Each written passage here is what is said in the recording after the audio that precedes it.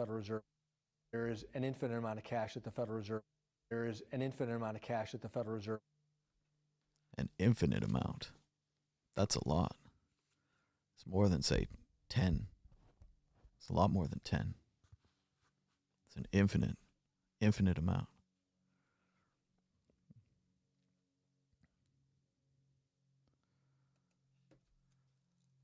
The Hatter was the first to break the silence. "What day of the month is it?" he said, turning to Alice. He had taken his watch out of his pocket, and he was looking at it uneasily, shaking it every now and then, and holding it to his ear. Alice considered a little, and then said, "The 4th. "2 days wrong," sighed the Hatter. "I told you butter wouldn't suit the works," he added, looking angrily at the March Hare. "It was the best butter," the March Hare meekly replied. "Yes, but some crumbs must have got in as well," the Hatter grumbled. "You shouldn't have put it in with the bread knife." The March Hare took the watch and looked at it gloomily. Then he dipped it into his cup of tea and looked at it again. But he could think of nothing better to say than his first remark. "It was the best butter, you know." Alice had been looking over her shoulder with some curiosity. "What a funny watch," she remarked. "It tells the day of the month, and it doesn't tell what o'clock it is." "Why should it?" muttered the Hatter. "Does your watch tell you what year it is?" "Of course not," Alice replied very readily, "but that's because it stays the same all year for such a long time together." "Which is just the case with mine," said the Hatter. Alice felt dreadfully puzzled. The Hatter's remark seemed to her to have no sort of meaning in it, and yet it was certainly English. "I don't quite understand you," she said, as politely as she could. "The dormouse is asleep again," said the Hatter, and he poured a little hot tea upon its nose. "Twinkle, twinkle, little bat, how I wonder what you're at. Up above the world you fly, like a tea tray in the sky." There you go. Little Alice in Wonderland. This is the Norton Critical Edition. This is the best edition of Alice in Wonderland ever made. Probably even better than, say, a fancy folio edition. And it has the illustrations. Of course, Tenniel illustrations. It's a must. All right, here's a Bukowski poem that has nothing to do with anything. It's long. No one likes it. Suck it up. Sparks. The factory off Santa Fe Avenue was best. We packed heavy lighting fixtures into long, heavy boxes, then flipped the boxes into stacks 6 high. Then the loaders would come by, clear your table, and you'd go for the next 6. 10-hour day, 4 on Saturday. The pay was union, pretty good for unskilled labor, and if you didn't come in with muscles, you got them soon enough. Most of us in white t-shirts and jeans, cigarettes dangling, sneaking beers, management looking the other way. Not many whites. The whites didn't last. Lousy workers, mostly Mexicans and blacks, cool and mean. Now and then, a blade got flashed, or somebody got punched out. Management looking the other way. The few whites who lasted were crazy. The work got done, and the young Mexican girls kept us cheerful and hoping, their eyes flashing messages from the assembly line. I was one of the crazy whites who lasted. I was a good worker, just for the rhythm of it, just for the hell of it. And after 10 hours of heavy labor and exchanging insults, living through skirmishes with those not cool enough to abide, we left, still fresh. We climbed into our old automobiles to go to our places, to drink the half the night, to fight with our women, to return the next morning to punch in, knowing we were suckers, making the rich richer. We swaggered in our white t-shirts and jeans, gliding past the young Mexican girls. We were mean and perfect for what we were. Hung over, we could damn well do the job, but it didn't touch us ever. Those filthy peeling walls, the sounds of drills and cutting blades, the sparks. We were some gang in that deaf ballet. We were magnificent. We gave them better than they asked, yet we gave them nothing. There you go, little Charles Bukowski. Get the morning going right. Today is Thursday, April 9th, 2020. My name is Thomas Hunt, and this is the Thomas Hunt Show. Be sure to give us a thumbs up and a share down below. That helps YouTube recommend this video to other people. Checking out the price of Bitcoin on this fine Thursday morning. The price of Bitcoin is flat, down 0.09%, hardly worth talking about, with a last of 7,290, a high of 7,390, and a low of 7,117. That's $1 for 13,721 Satoshis. Check out that V formation overnight. The price of Bitcoin hitting as high as, I can't tell on this chart, there's no indicators, but let's say it hit as high as almost 7,300. Then it fell all the way to 7,117 before recovering right back to almost 7,300. It was a V formation, the sudden crash overnight. Jagged down, quick, back up. Don't sell Bitcoin. The Dow Jones Industrial Average is up almost 2% in the last 3 or 4 hours, with a last of 23,894, tapping on the door of that 24, and a previous close of 433.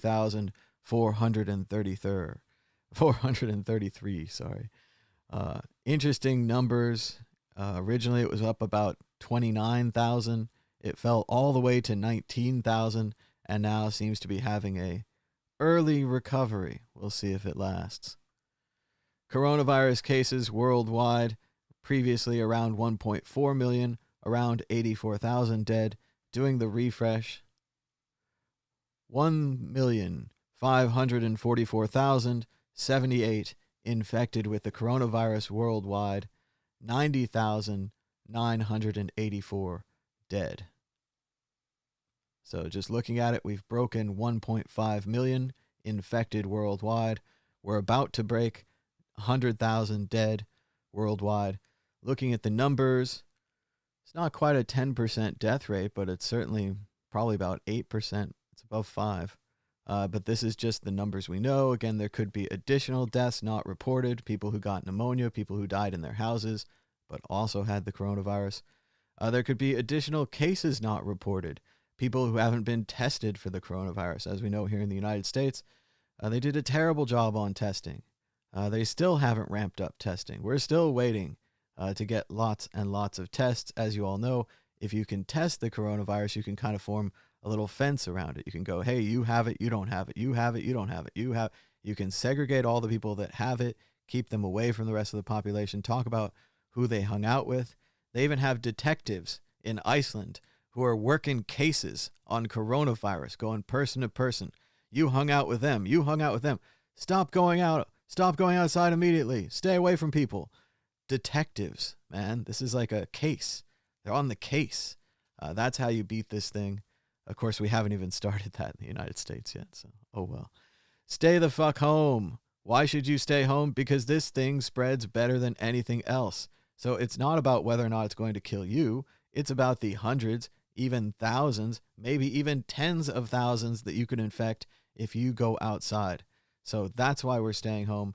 We're stopping the spread of the virus by staying home. It seems like we're not doing very much, but it's the best plan we have. If you have to go outside, if you're essential, if you go to the grocery store, whatever, wear a fucking mask. We've been saying this for weeks and, gosh, even months now. I don't even know. And finally, the CDC changed its guidance. The WHO changed their guidance. Cloth masks are better than no masks. Of course, we know that because we know about the 1918 pandemic.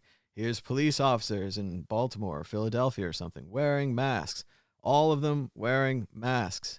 1918, 100 years ago. How did we lose this knowledge?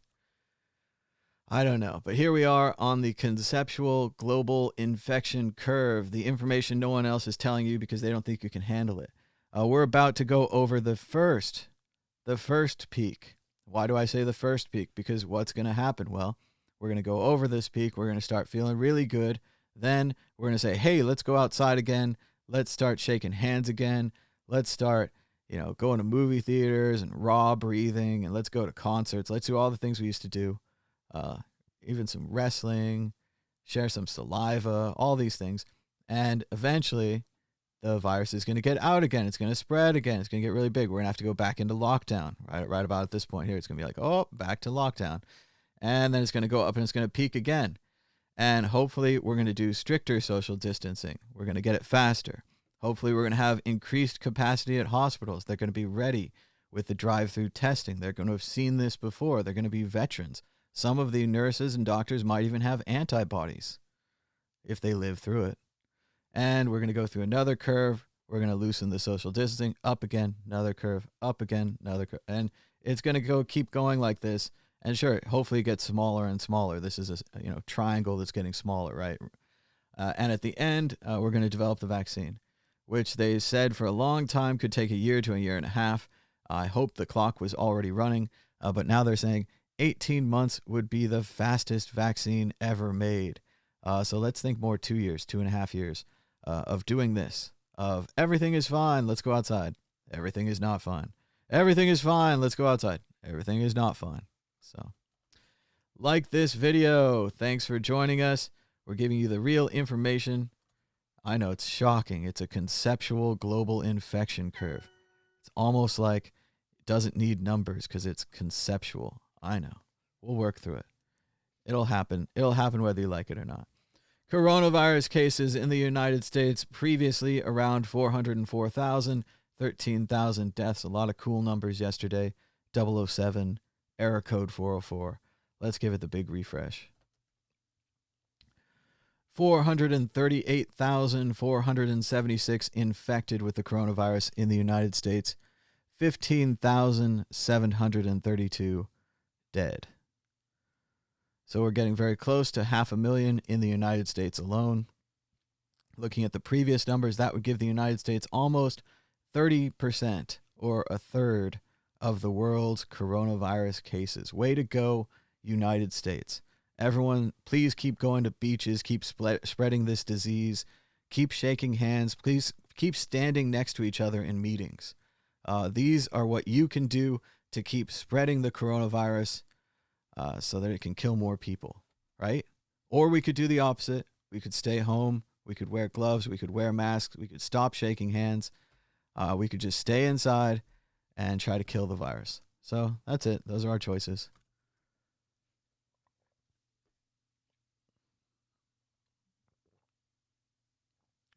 This is the virus.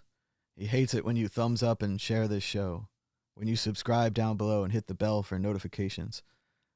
Every time you do that, the virus dies a little bit inside. Bitcoin price, next stop, $23,000 as halving approaches. I like that. Bitcoin Cash halving met by 11% price surge. BSV follows with 19%. Okay. Bitcoin price ignores $2.3 trillion Fed cash as pundit warns of suckers rally. We'll have to see. The unemployment numbers today were not impressive. I think it was another 10 million. I think we have maybe 16 million maybe unemployed. It said it was 10% of the entire U.S. population has filed for unemployment in the past couple weeks. Visa teams with new startup fold for Bitcoin rewards on card. This keeps happening. They always say that it's Visa, but it's never quite Visa. Again, the Coinbase card was announced. There was a previous card like this 2 years ago. They do this all the time. And again, you're using the middleman's ground. You're using Visa. So again, you can cancel it. You can't send your money to WikiLeaks. You don't get to choose where your money goes.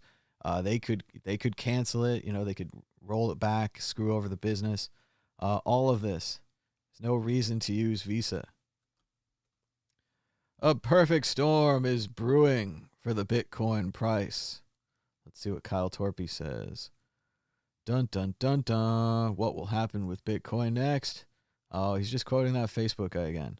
Yes, it could go to 1 million or nothing. You're so impressive, Facebook guy. You must have worked really hard on that. All those years at Facebook. It could go to 1 million or it could go to nothing. Let's see. Oh, we're checking out to see if satire is still alive in America. We're giving it a shot, trying to keep satire going. To that effect, I, mad Bitcoins of sound mind and questionable body, announced today that I believe America should use placebo to treat the coronavirus. Placebo has not been tested. Placebo might work. It's worth it to try placebo during this crisis. I just have a good feeling about it. So I hope you'll join me in supporting my quest that they will legalize placebo and let people have it. They've been holding it back long enough. We all know placebo is more effective than many other medicines, and I just feel good about it. Certainly, I'm not a doctor. This isn't to be conceived as medical advice. But if I went to the hospital, I would want to have placebo. Again, that's just my choice. I'm just announcing it here publicly. I'm not intending to sway you or to make it, if you went to the hospital, that you would also demand placebo. But I just think placebo can really help. So let's get that placebo out there. All right, let's start off the news with a nice, fun question from a serious reporter, I guess. I suppose in normal times, they most certainly would have asked the president this. During coronavirus times, a little questionable. And we're actually saying the reporter is a little questionable here. So there you go, a rare siding with a Trumper here. One of the biggest rating hits of the coronavirus, aside from these briefings, has been a show on Netflix called Tiger King. Aside from these briefings. The man who's the star of this is a former zoo owner who's serving a 22-year prison sentence. He's asking you for a pardon, saying he was unfairly convicted. Your son yesterday jokingly said that he was going to advocate for it, and I was wondering if you've seen the show and if you have any thoughts on pardoning Joe Exotic. Which son? It must be Don. It was. I had a feeling it was Don. Is that what he said? I don't know. I know nothing about it. He has 22 years for what? What did he do? He allegedly hired someone to murder an animal rights activist, but he said that he didn't do that, and he was. Do you think he didn't do it? Are you on his side? Well, I'm Are a reporter. are I you shouldn't take sides, recommending a but, pardon? No, I'm not advocating anything. As a reporter, you're not allowed to do that. You'd be criticized by these. Would you recommend a pardon? I'm not weighing in on Tiger King. I don't think you would. I don't think you would. Go ahead. You have a question? I'll take a look. Is that Joe Exotic? That's Joe Exotic. Classic. Great clip. I wonder if the reporter was from OAN News. Like, we really need to kind of find that out at this point, because what a weird question. He framed it really weird with the whole other than this briefing, sir. One of the rating hits is like, really? Do you have to ask the question so far up the man's butt? Like, it's not really a good look for you, reporter guy. But yeah, I guess that's where he wanted to ask his question from. Nice response by Trump. Taking it seriously, I guess. I like how he identifies which son it was. Don also, after allegedly, apparently from his own admission, watching Tiger King in 2 sittings. I think there's at least 7 episodes. I think they're about an hour each. I think that's about 3.5 hour sittings there, estimate. His main takeaway was, wow, you can get a tiger for $2,000? So I don't know if he really caught the same kind of show the rest of us watched. But yeah, I also love it at the end where he finds out that the Tiger King is also Joe Exotic. And again, I don't know if the president knows who Joe Exotic is. Certainly he's been in the news in the past for the crazy zoo and running for president. Heck, I mean, they might have told the president that the guy was running against him. He's Joe Exotic. Or he might just like the name Joe Exotic. Exotic is a beautiful word, sexy, wildlife, different, bizarre, exotic, right? Exotic, and just the way he twists it together at the end. And again, under normal times, back when he was a real estate star, back when he was a reality star, this was much more enjoyable, not having, tens of thousands of dead people in the streets. not But yeah, weighing in we could enjoy this I'm kind not of weighing in thing. on Tiger I King. don't think you would. I don't think you would. Go ahead. You have a question? I'll take a look. Is that Joe Exotic? That's Joe Exotic. Is that Joe Exotic? Is that Joe Exotic? Oh, that was a great part. Okay, so that was fun. So we had a nice time at the press conference. Another Allegiant Stadium construction worker has tested positive for coronavirus. Construction is continuing here in Las Vegas. Most construction jobs are probably outdoor. Theoretically, you could work 6 feet apart from someone. Of course, you could wear a mask, but I don't think they did. And this is bad news for the Raiders Stadium in Las Vegas here. If they can't continue construction, they might not be able to have it open in time for the season. So the Raiders might have to play another season in Oakland. That would be a big deal. But then again, they might not even have a season. So who knows? Maybe that'll be delayed. But yes, construction does continue. It does seem risky to me.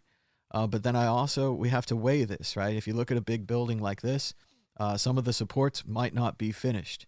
If they haven't finished the support, the building is unsound, the building could fall over.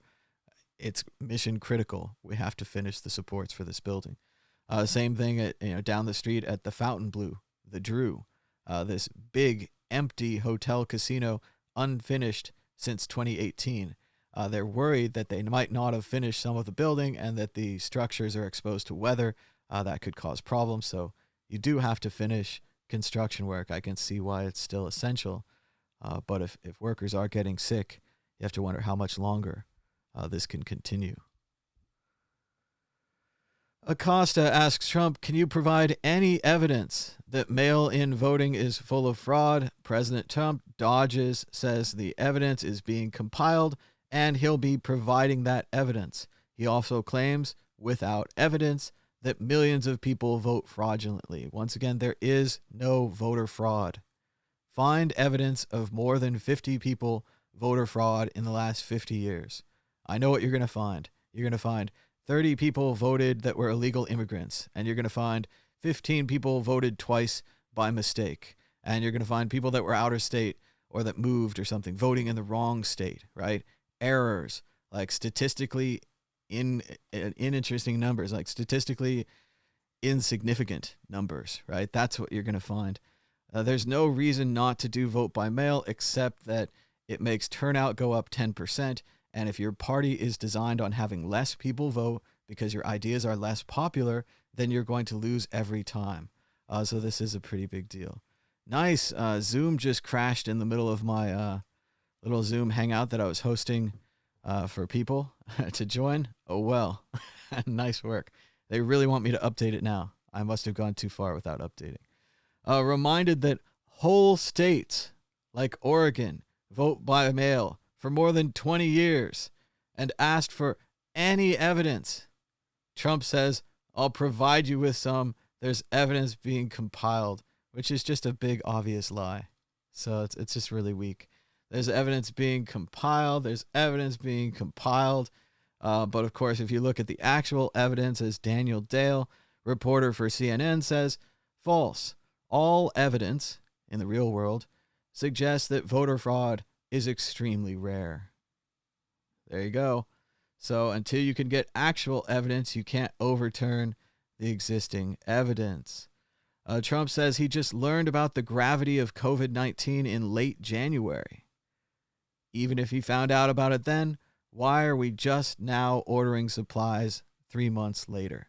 And that's really the crux of this, and this is more important to me than placebo or hydroxychloroquine or any other kind of fun story that you have, because the real story of this is those missing 4 to 6 weeks, the 70 days where we didn't build any ventilators, the 70 days where we didn't make any masks.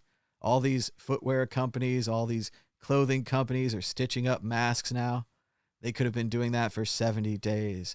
3M could have been working their factories 24/7 making real N95 masks for hospitals, but they didn't. We closed China. We closed Europe. No one wanted us to. But what did you do next?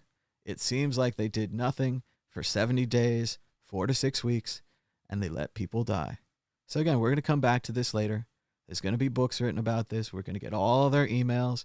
We're going to get all their text messages for the legal case, and they're going to publish them themselves in their books. But yes, we're going to know everything about this 4 to 6 weeks, these 70 missing days, and it's going to matter a lot more than Dallas Buyers Club and hydroxychloroquine, whatever else you got going on. So doctor calls Trump's comments on zinc mystifying after MSNBC host is forced to break in for a fact check. Once again, Dr. Trump is making bizarre medical claims.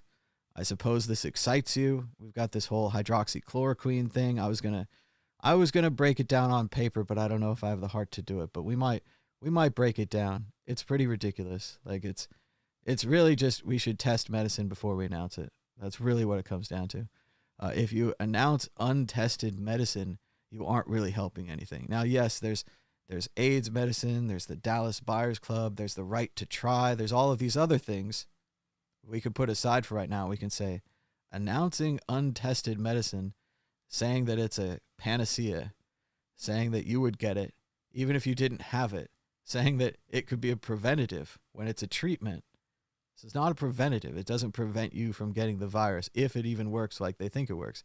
If it works like they think it works, it's a treatment for after you have the disease. So he suggested you take it as a preventative. He suggested you take it to the hospital. It's like all these horrible drug ads. And believe me, I know in Nevada here we have a quite a large elder population. So a lot of the commercials, especially on daytime political news, which is of course all that anyone watches these days because it's daytime coronavirus news, we get a ton of drug ads. And they all tell you the side effects, and they tell you how horrible it is, and then they tell you should go ask your doctor about it. And we really should get rid of those drug ads entirely. All they do is they send people to their doctor's office convinced that they've seen the cure on TV. It's not actually science. The cure is an anti-malaria drug, right? It might work. How are we going to know if it works? Well, we should test it, right? If we tested it, we would know if it works. That's the only way we're really going to know. Like these individual anecdotal studies, like, yes, it's great. Dallas Buyers Club, whatever, watch the movie, get all into it. In that case, that worked. That was just a movie. We can't just assume everything's just a movie. So publisher of hydrochloroquine study, the French study that Trump pointed to, the medical society that published the research says the study does not meet with the society's expected standard. So again, we're just not getting real information. We're not getting science here. And unless you're a doctor, I don't think we should be prescribing random things. If it works, that's great. Let's try it. But if it works, it's going to work in the tests. We're going to have successful tests. We're not going to have tests that don't meet the standards. It seems like a lot of people are cutting corners here and having bad science and just wishful thinking and thinking there won't be side effects. The reason we test things is because there are side effects. Recently, we talked about a study in Sweden yesterday where they stopped using hydroxychloroquine because it blinded a man. Temporary blindness, right? That's why you test things. We don't know what's different about that guy to the other people, but do you really want to go out and give something to thousands of people and have a third of them go blind? Is that acceptable? I mean, you have to test things. You have to do science. There's just no other ground to stand on. I don't understand not testing things. So once again, Trump on why he's promoting unproven drugs as possible coronavirus treatments. And I think the real reason here, as we've talked about, he's a positive news guy. If he wanted to tell you about the progress of the Trump Hotel, he'd never tell you it was going badly. So that's one thing. And that's fine when you're on a real estate project or if you're using The Secret or whatever to promote positive thinking and all that kind of stuff, which seems awfully hippie for this guy. But yeah, that's fine. But that's not fine in the middle of a crisis. In the middle of a crisis like this, we need actual information. We don't need miracle cures and nonsense. But again, he's going to claim he's not a doctor, but a person with common sense. And it's like, it doesn't make any sense. Like a person with common sense would listen to the doctor. They would want the drugs to be tested. I'm certainly not arguing against the testing of the drugs. In fact, I think the testing of the drugs would be more efficient if we didn't announce it first, causing people to stockpile it, causing people to use it randomly without any organized testing apparatus. I think we've actually set the cause back here. That's the real thing. If you're a big supporter of this, like you think it's the miracle cure, this guy has set it back. So I don't know what we're fighting about, but we do seem to be fighting on Twitter. My friend Will was going at it. So go, please. The only way that we can track these millions of doses of hydroxychloroquine that are being distributed across the country is through the eHealth data system. How systematically is your task force watching this? Well, I think it's very systematic. Yeah, we're distributing the hydroxy all through the country. It's being distributed in large amounts. We have it coming in now. We were up to 29 million doses, then we went to 30 million doses. But we have it coming in all throughout the country, and much of it's being distributed. In fact, it'll start going down what we have in our stockpile. And again, it's had, I hope it works. Again, I'm not a doctor, as you possibly have found out. I'm not a doctor, but I'm a person with common sense. And we've had some very good results over the course, including a woman who just reported it 2 days ago. Yes. Through the eHealth data one system, story. I think we're looking. But we have a caller. Thanks for waiting, caller. Hello, caller. You're live on the World Crypto Network. What's your name? Where are you calling from? Oh, hello. My name is Murky, and I'm calling from where we are right now, which is the cold open of the Not Even a Show, aka NEAS Live. How are you? Doing good, man. So what's on your mind today about Bitcoin or coronavirus or even hydroxychloroquine if you want? Well, I'm not much of a Bitcoin guy, but I am going to try a little bit to coin a new catchphrase for all my fans. And I was thinking of something along the lines of, Murky is here and he's going to steer you on to a good, fun day. Okay. Anything else? So basically what I have to do is, definitely something else. I have to get people to say, let's start the live show, because that's what my job is for NEAS Live, and we're in the cold open now. So what does NEAS Live stand for? What does it stand for, man? Not even the show. All right, not even the show. So what do you want me to say again? Say, let's start the live show. All right, let's start the live show. Yeah, Bitcoin's a scam. Oh, Bitcoin's a scam. Yeah, it's such a scam. All right, looks like we had another call during that fun whatever that was. So other caller, you're live on the World Crypto Network. There it is. Hi, how's it going? What's your name? You're live on the World Crypto Network.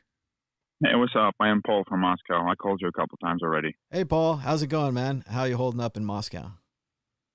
Yeah, I'm holding up very well. I'm actually bugging out outside of Moscow right now. Not too far, but actually a lot of people are doing the same thing, I'm finding out. But in Moscow, the situation is pretty relaxed. My brother came back today from the city, and he said that everyone is just chilling out outside and walking with the dogs, walking with the kids. And just drinking and stuff. Everybody is feeling like it's a weekend because it's not cold anymore. Yes, the weather. Because, I've heard the opposite. I mean, certainly we've heard that, President Putin has really laid it down. They're having a serious quarantine. They're taking this seriously. He went to a hospital recently wearing a full plastic bodysuit with a face mask and a rebreather, and he really looked covered up. And to me, that was a big reminder of, if someone like Putin is taking this seriously, what are the rest of us doing? I mean, that guy's got a mask and everything. What the heck are we doing? So. Yeah, actually, the thing is, as far as I can tell, and many people noted that from the latest videos coming out from him, they are not coming out from the same location in the Kremlin. They are coming out seemingly from a bunker. There is some ventilation there and some fake windows, looks like, as well as some UV lamps and stuff.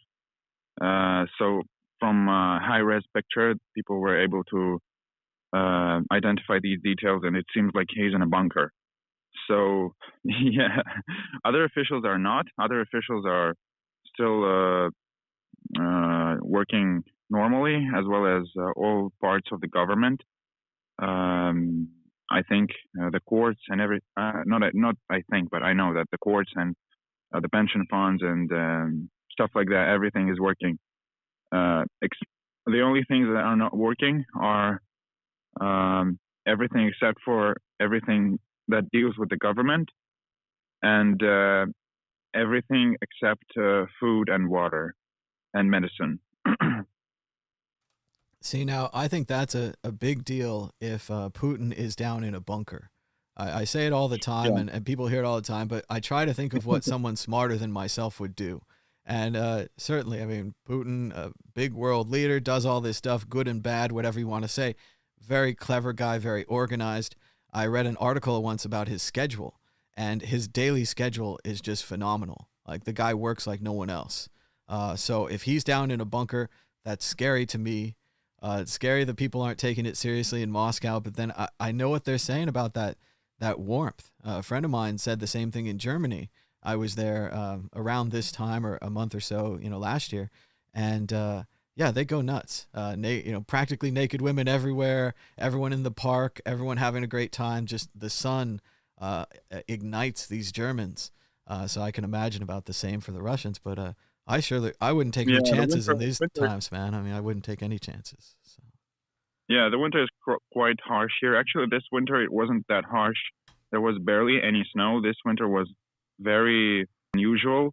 We had a couple winters like that a few years ago, but last winter it was fine. So something is going on with the weather. One winter it seems that the winter is actually cooler, and the weather is cooling down, and the next winter it's warmer. So I can't really tell which way it's going. But anyway, in terms of the virus, I don't think people are taking it very seriously. Some people are just going outside to the villages. The one thing that is not banned is car travel, personal car travel as well as taxis. Huh. So people can leave cities and regions. Again, we're seeing kind of a socioeconomic divide there. If you don't have a private car, if you can't afford a taxi, certainly the subway and the buses are probably closed. I think it would be difficult to move around. Just once again, the advantages of having little wealth, So. Yeah, actually, the buses and the metro are not closed, surprisingly, but there are no people on them. Yeah, I think it would be pretty scary. I'd heard a lot of reports about bus drivers getting sick, even though they're keeping the front of the bus closed off. They're not doing the tickets or taking $5 or whatever they do normally.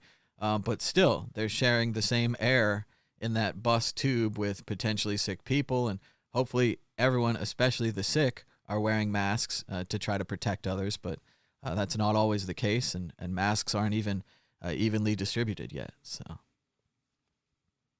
Yeah. So how is the situation going on your end? Well, how are people reacting there? Because here there are not too many people wearing masks. Like I would say 5% tops.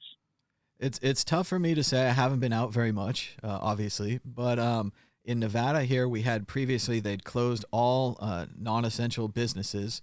But people were still, pretty much going out doing their daily lives. Recently, we had a shelter-at-home order. So now people are officially supposed to stay home. I don't know that we have, patrols of police out on the street or anything enforcing it. It's kind of voluntary, although I imagine they'd give you trouble if you were out and about.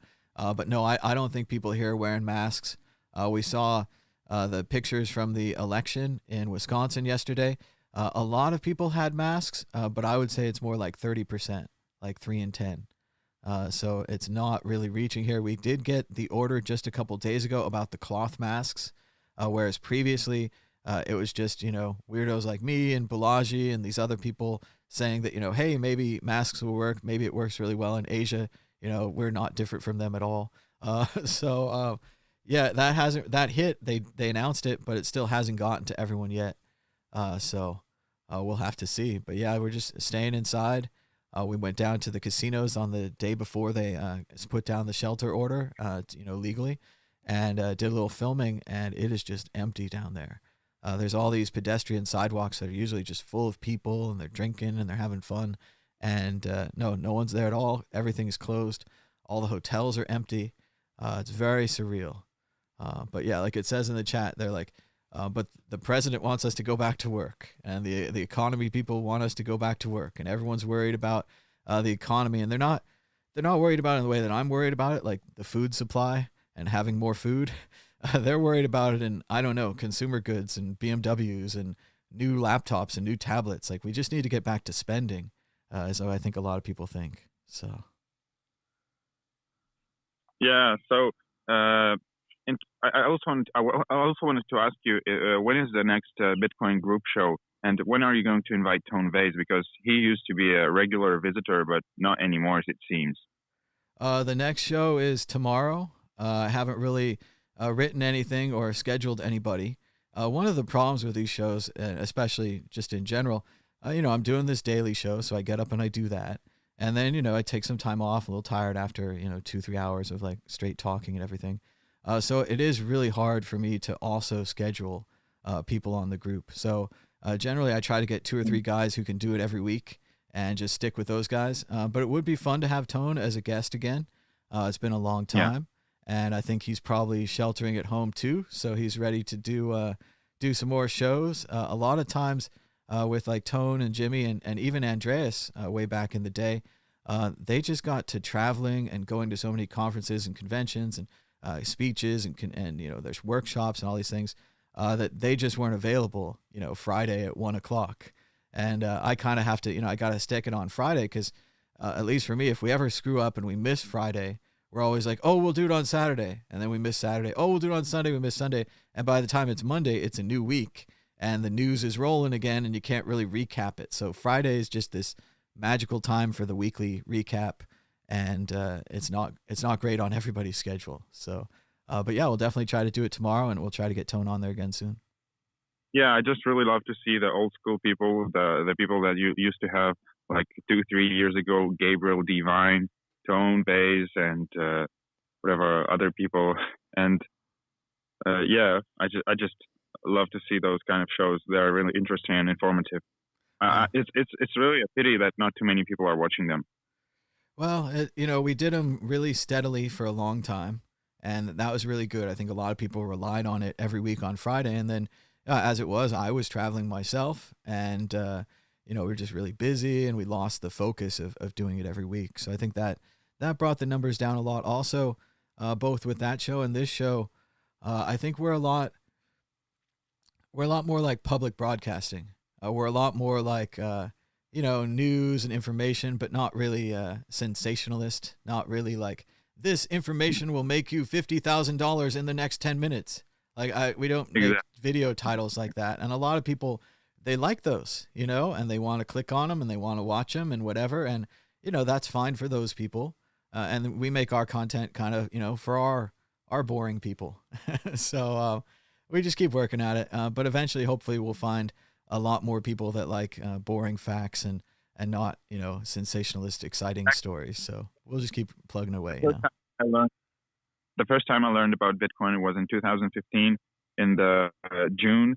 And I was in Thailand and I had nothing with me except my phone. I actually lost everything, my passport and my credit card and everything. And so I only had my phone, and somebody told me about my Bitcoin. And I was like, well, that sounds crazy interesting. Like, I was into anarchism before that. And the person that I met thought that I would be interested in that because I was an anarchist and he was too.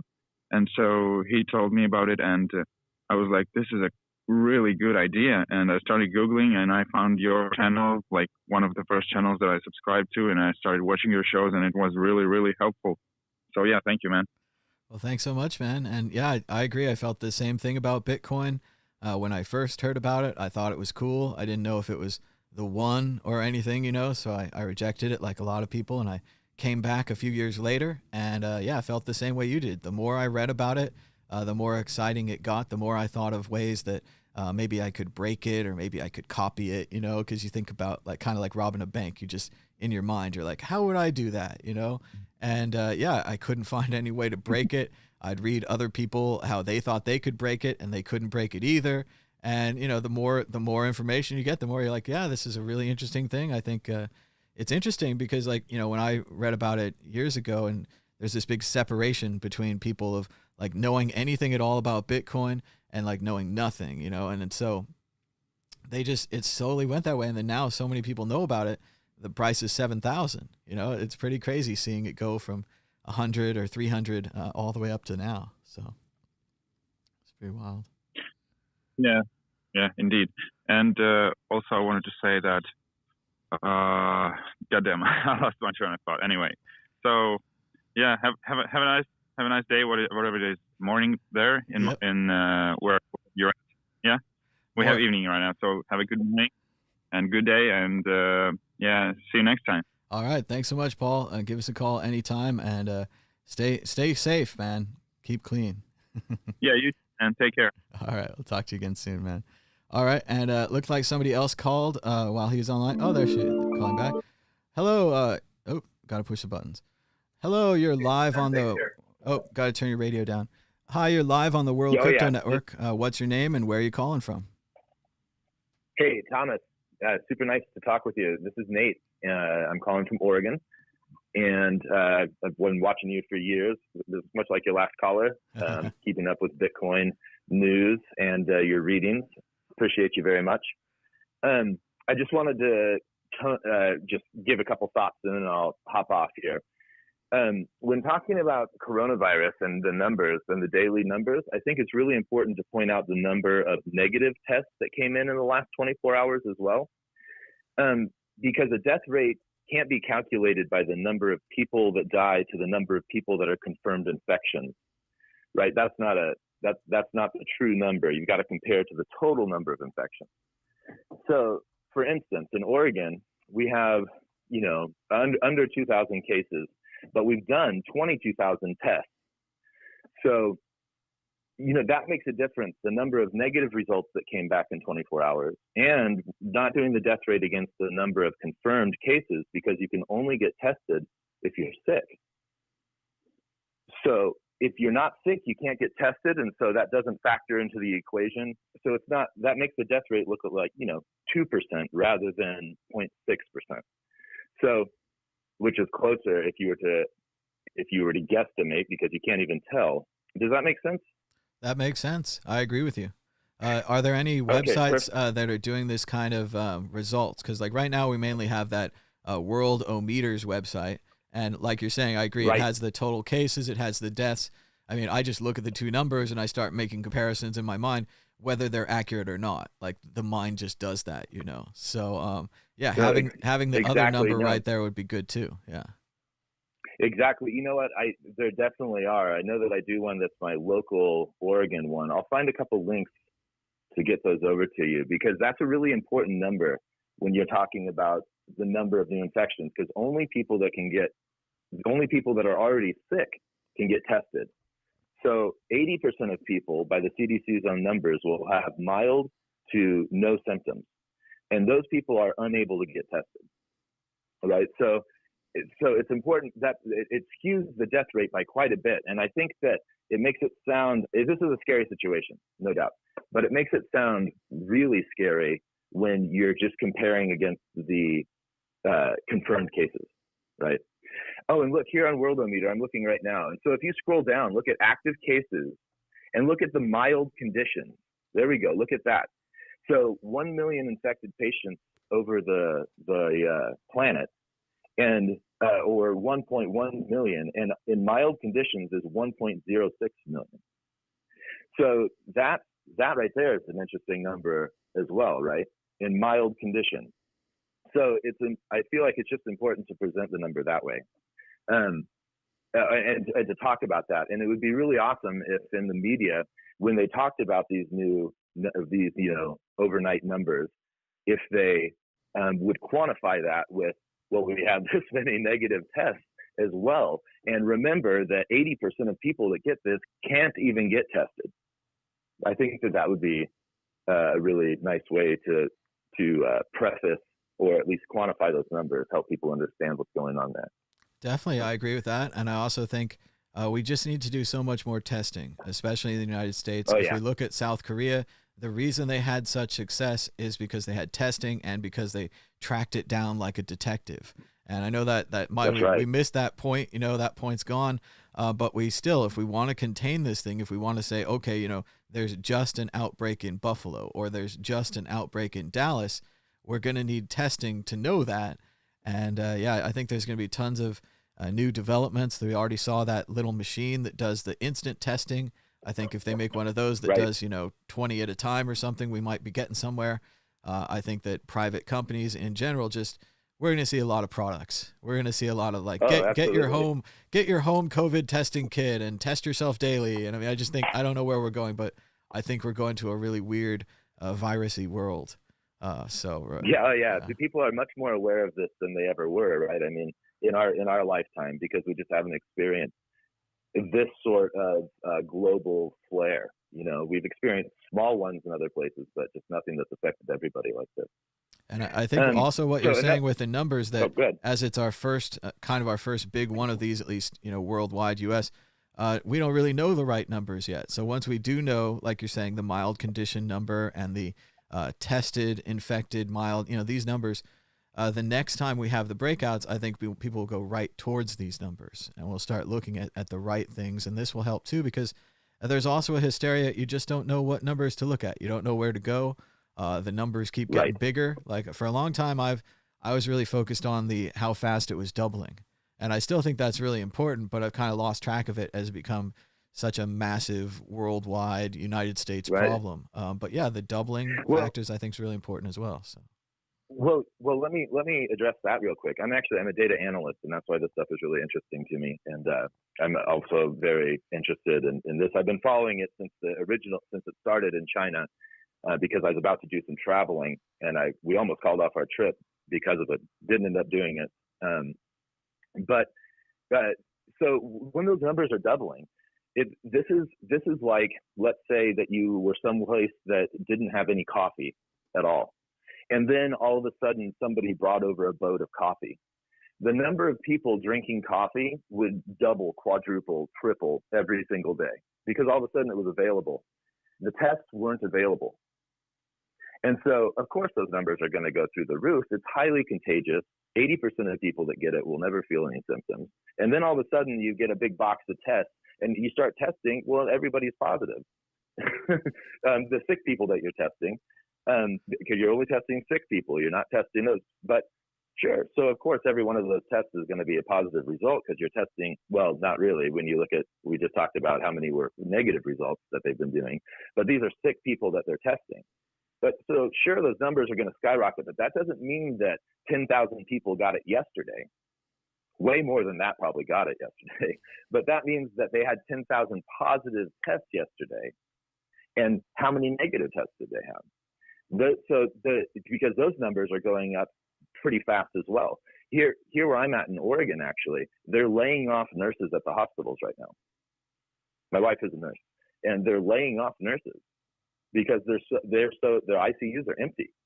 They're like the hospitals are empty because there's no elective surgeries going on. Sure. So the hospitals are more empty too. But when you look at, I sent you that link earlier, and it'd be cool if you showed that some point today, because that's a really interesting link, because it shows you the real-time number of hospital beds, the real-time number of ICU beds, the real-time number of people who need ventilation and how many ventilators are left.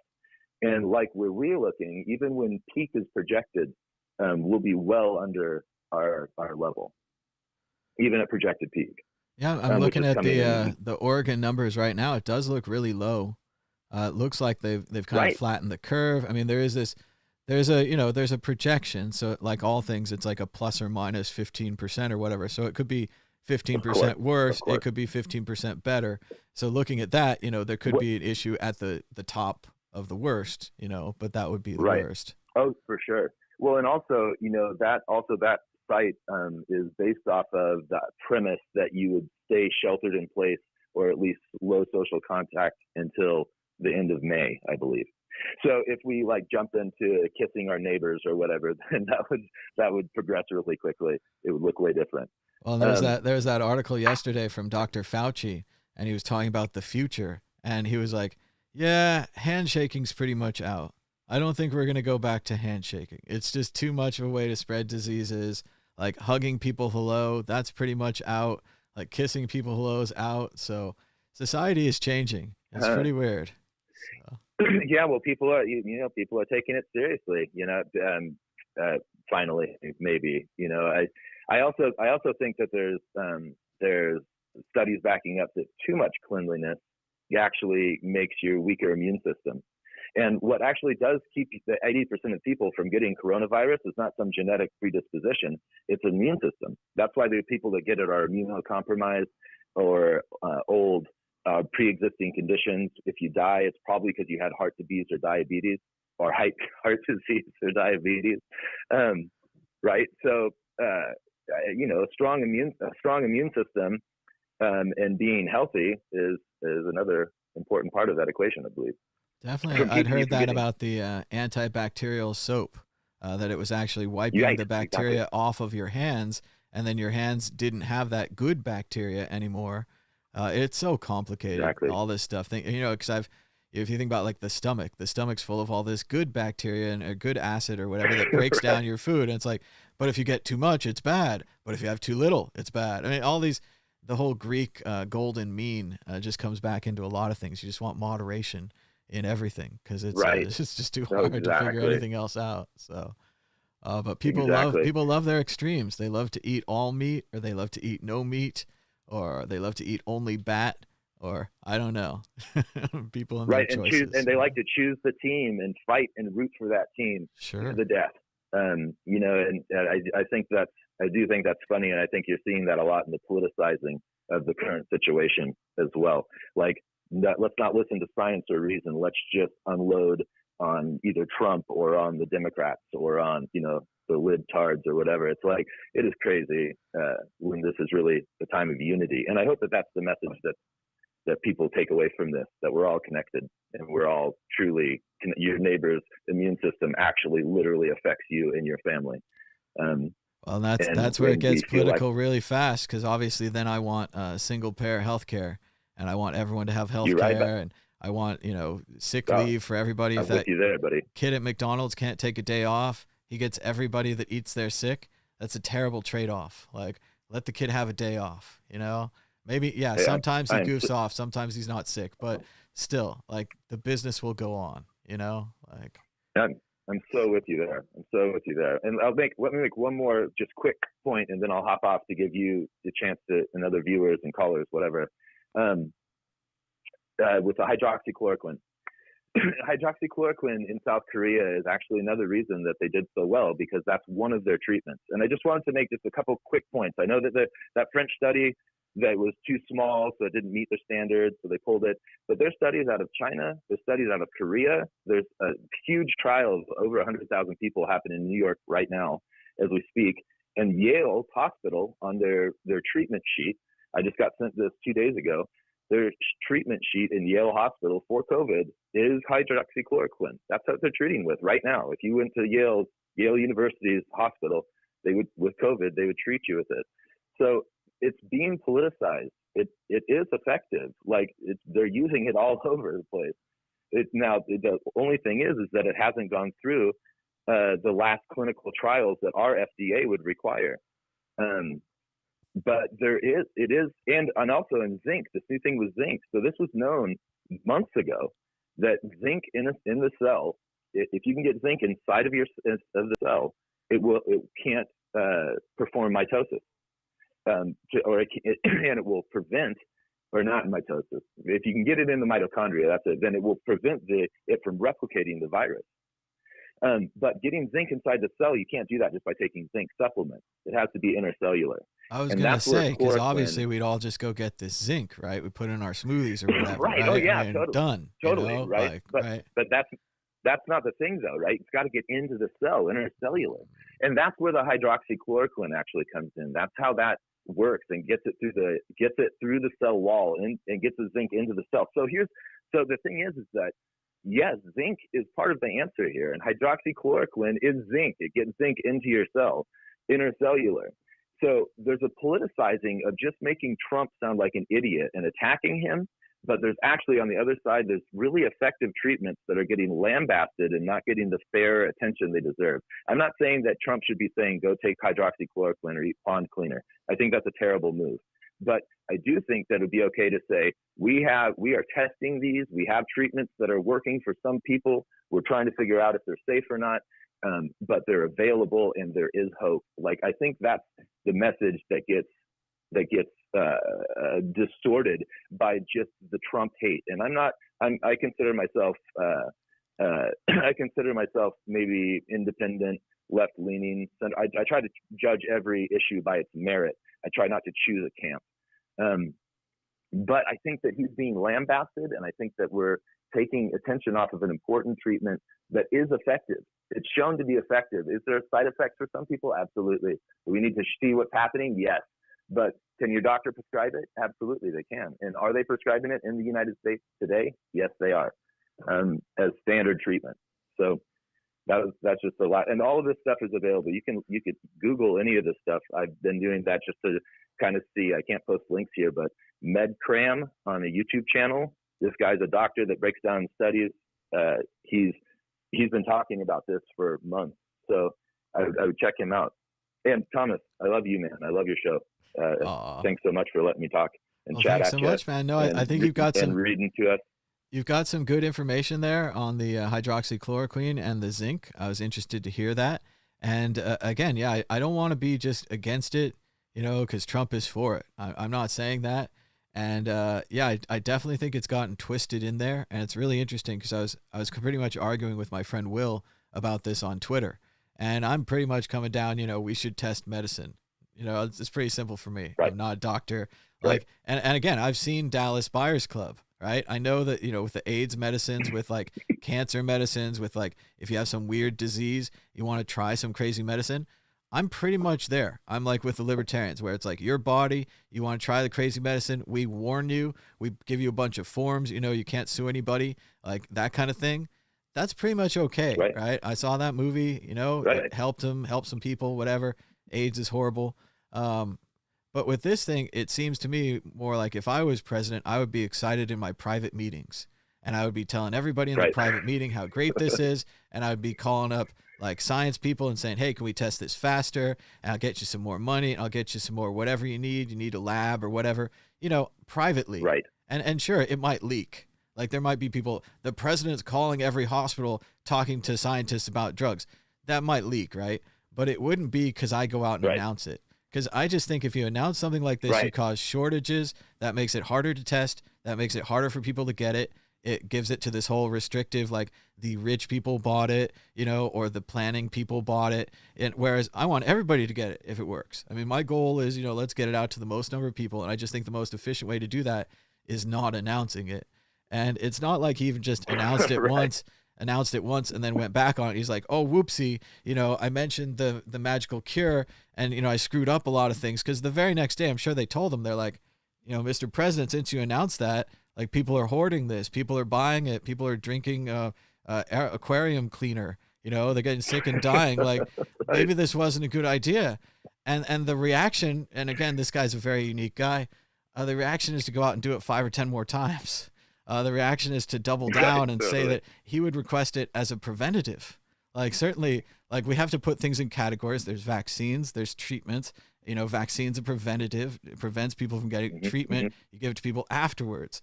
So yes, this might be a treatment, but it's certainly not a vaccine. I mean, it's just we've blown through so many walls because of this guy. So it actually is a preventative. It is a preventative, and actually, I'm open to this. It is. Well, no, check it out because it's a preventative for malaria. If you go to which is a virus, if you go to Africa, they tell you to take hydroxychloroquine for a week before you go to get that zinc inside of your cells, and then the virus can't replicate. So it's more than a treatment. It actually is a preventative. It's a malarial preventative, which is a viral preventative. So, and I'm not saying that those are good for your body, and I'm not saying that it's proven to prevent COVID yet, but I'm saying that it's likely. And if the way that it works is getting zinc into the cell and preventing the virus from replicating, then having zinc already in your cell will prevent the virus from replicating. I mean, that seems to make sense. That seems to be the thought there. So it needs to be tested. And I agree with you 100%. He shouldn't be out there giving doctor advice, especially with the size of the target he has on his back. Of course, everybody's going to jump on anything the guy says because that's the media tenor right now, right? It's just a big question of you know, responsibility. I think, You just can't yell fire in a crowded theater, you know, and No. I'm all for You can't- free speech, yeah. but like I see how that, hurts other people. And, certainly, I mean, this isn't a big fancy show. If I tell everyone to drink Pepsi instead of Coke, no one's going to stop drinking Coke. But he's a big fancy president. A lot of people listen to him. We've had a lot of problems in the past about people joking about this happening or joking about that happening, and then some idiot goes out and does it. So you just have to communicate differently at that level. And obviously he's never had any kind of controls on his communications and refuses them even now. So we're going to see what's happened. I mean, the Asian American blowback thing. And then of course this drug is being hoarded and used improperly, and maybe it's great. But yeah, somehow he's twisted his brand in there and he's kind of ruined any potential for it. But still, if the studies come out, if the doctors come out, I mean, I'm going to be all for it. I want to kill the virus. Right. I don't care. Yeah. And I'm Wait, going to say to I'm wrong too. summarize though, Thomas, Whatever. So, but. Oh, of course. Yeah, we're all learning, and that's actually, science isn't one thing. Science is a method of looking at the world, and so and that changes as you learn new things. So yeah, of course, we're going to learn a bunch. But really, to summarize, it was, you wanted me to start drinking Pepsi? I like Pepsi better than Coke, but I don't think There- you should there you start go. jumping I'm- off any I'm- buildings yet or anything. So. Yeah, I was just kidding. But I do appreciate you, and I appreciate your show, and thanks so much. I'm gonna hop off and turn back my sound on and All right. hop back in the chat. So, Thanks so much, Nate, for the call, and give us a call anytime. yeah, I'll talk to you later, brother. Bye All now. right. And you can call us now if you'd like at 1-518-600-1949. That's at 001 internationally. Or on Skype at World Crypto Network, all one word. Try to keep the phone calls going. If you guys are around, you want to chat. We have about 50 viewers watching now. Thanks to everybody for joining us. You probably found us through a YouTube browse function where it recommends cool videos. Maybe it recommends live videos because this is a live video. But it'd be a great idea to give us a thumbs up and go ahead and subscribe down below if you haven't already. Hit that bell for notifications. It tells you when we're on. Same thing for other YouTube shows. Support your other YouTube shows. Thumbs up them, even when they aren't asking, and they'll be all surprised. They'll be like, how'd I get so many thumbs up? And it'll be because of you. So it's funny. I look at the stats on this show. We seem to have about 300 to 500 viewers and about 30 people that give us thumbs up. So if we had more like 50 people giving us thumbs up, I think we'd get more 500 to 700 viewers. But it doesn't really matter. It's also kind of nice to have a small chat like this where people can call in and people can be in the chat, and it's not all out of control yet. But we did get to say open up the morning show for the Not Another Show or something, so that was fun, I guess. Idiots. Again, yes, there's no evidence of voter fraud. Bring me evidence of voter fraud. I agree with Miguel Delaney. He says Trump basically conducts these press conferences like it's a roast on Comedy Central. It does have kind of a game show feeling to it. Like this guy says, 13,000 Americans have died, and some asshole reporter just asked President Trump if he would pardon Joe Exotic. Yeah, the reporter was a bit out of position there. Normally, kind of a joke story like this, kind of a popular news story, certainly would get asked at a normal press conference. Kind of different coronavirus press conference, kind of a different scene. I don't know. I still would like to know if that guy's from OAN. Well, Governor Newsom is working with a company that can sterilize 80,000 masks a day. Trump is telling you to take zinc. And that was weird to hear Trump advising on zinc, but then to hear our caller talking about zinc, it makes sense. And the first thing he said, the very first thing that Nate said was that you can't just take the supplement. Obviously, we all want the easy way. If we could make our cells into little fortresses with zinc inside, we would take the supplement. But he's saying it's much more complicated. So the president, I don't want to say it, but maybe he doesn't grasp that nuance. Nuance is important. Like details make the story, in my opinion. And in science, it's doubly so. It's different than English. But yeah, he didn't really catch that part. It's interesting. I like this. Chris Hayes, he says, the most cynical interpretation of all this, was he looking at me? One I can't believe myself to accept is that they rolled out the model showing 100,000 deaths after they knew it would be less than that, so they could anchor everyone to that number and take a victory lap when only tens of thousands died. I don't know if it's that cynical. I think it's kind of standard operating procedure. Certainly, we've all seen that episode of Next Generation where Scotty explains to Geordi that he always multiplies his repair estimates by a factor of 8. This way, he gets the reputation of being a miracle worker. I don't know. Star Trek has an answer for everything, right? Oh, why does Trump object to voting by mail? Because it would cause levels of voting that if you ever agreed to it, you'd never have a Republican elected again. Robert Reich says it's the first honest sentence that he's ever uttered. When more people vote, Republicans lose. It's just that simple. And again, I wish we were just having a battle of ideas. And I think that's probably, if we talk honestly, that's probably what you guys want too. But we're not going to have a battle of ideas. We're going to have a battle of who's allowed to vote. Because if too many people are allowed to vote, it ruins one of the parties. So not a good look. It's amazing that it's lasted this long, this kind of delusion over if we're having a battle of ideas or if we're having a battle over who can vote. It's different things. Trump voted a normal mail-in ballot sent to Mar-a-Lago, not an absentee ballot sent to the White House. Indeed, someone would have had to deliver it from Mar-a-Lago to the White House for him to vote it, which would be ballot harvesting. That's right. We have our first evidence of voter fraud, and it comes from the White House. The caller came from inside the house. So, sigh. Not a good look. Again, yes, there's no evidence. There's no evidence. Bitcoin and the tyranny of time scarcity. Interesting. He says, Bitcoin is simply a tool for saving time. It stores the value created from our time spent serving one another, reduces the time needed to establish trustful coordination, and it protects our mutually generated time savings from confiscation. Interesting. Sad news in Las Vegas. The golf courses must close, according to Governor Sisolak. Sorry, OJ. Las Vegas locally jokes. Funny stuff.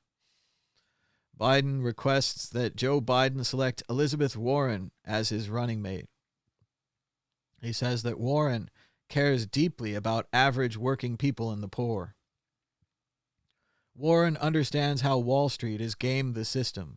Warren knows how to fix the system, and Warren will get young people and progressives to the polls. I agree with this. This would be great. It would shore up people. It would give us a female vice president, potentially. Maybe even someday female president.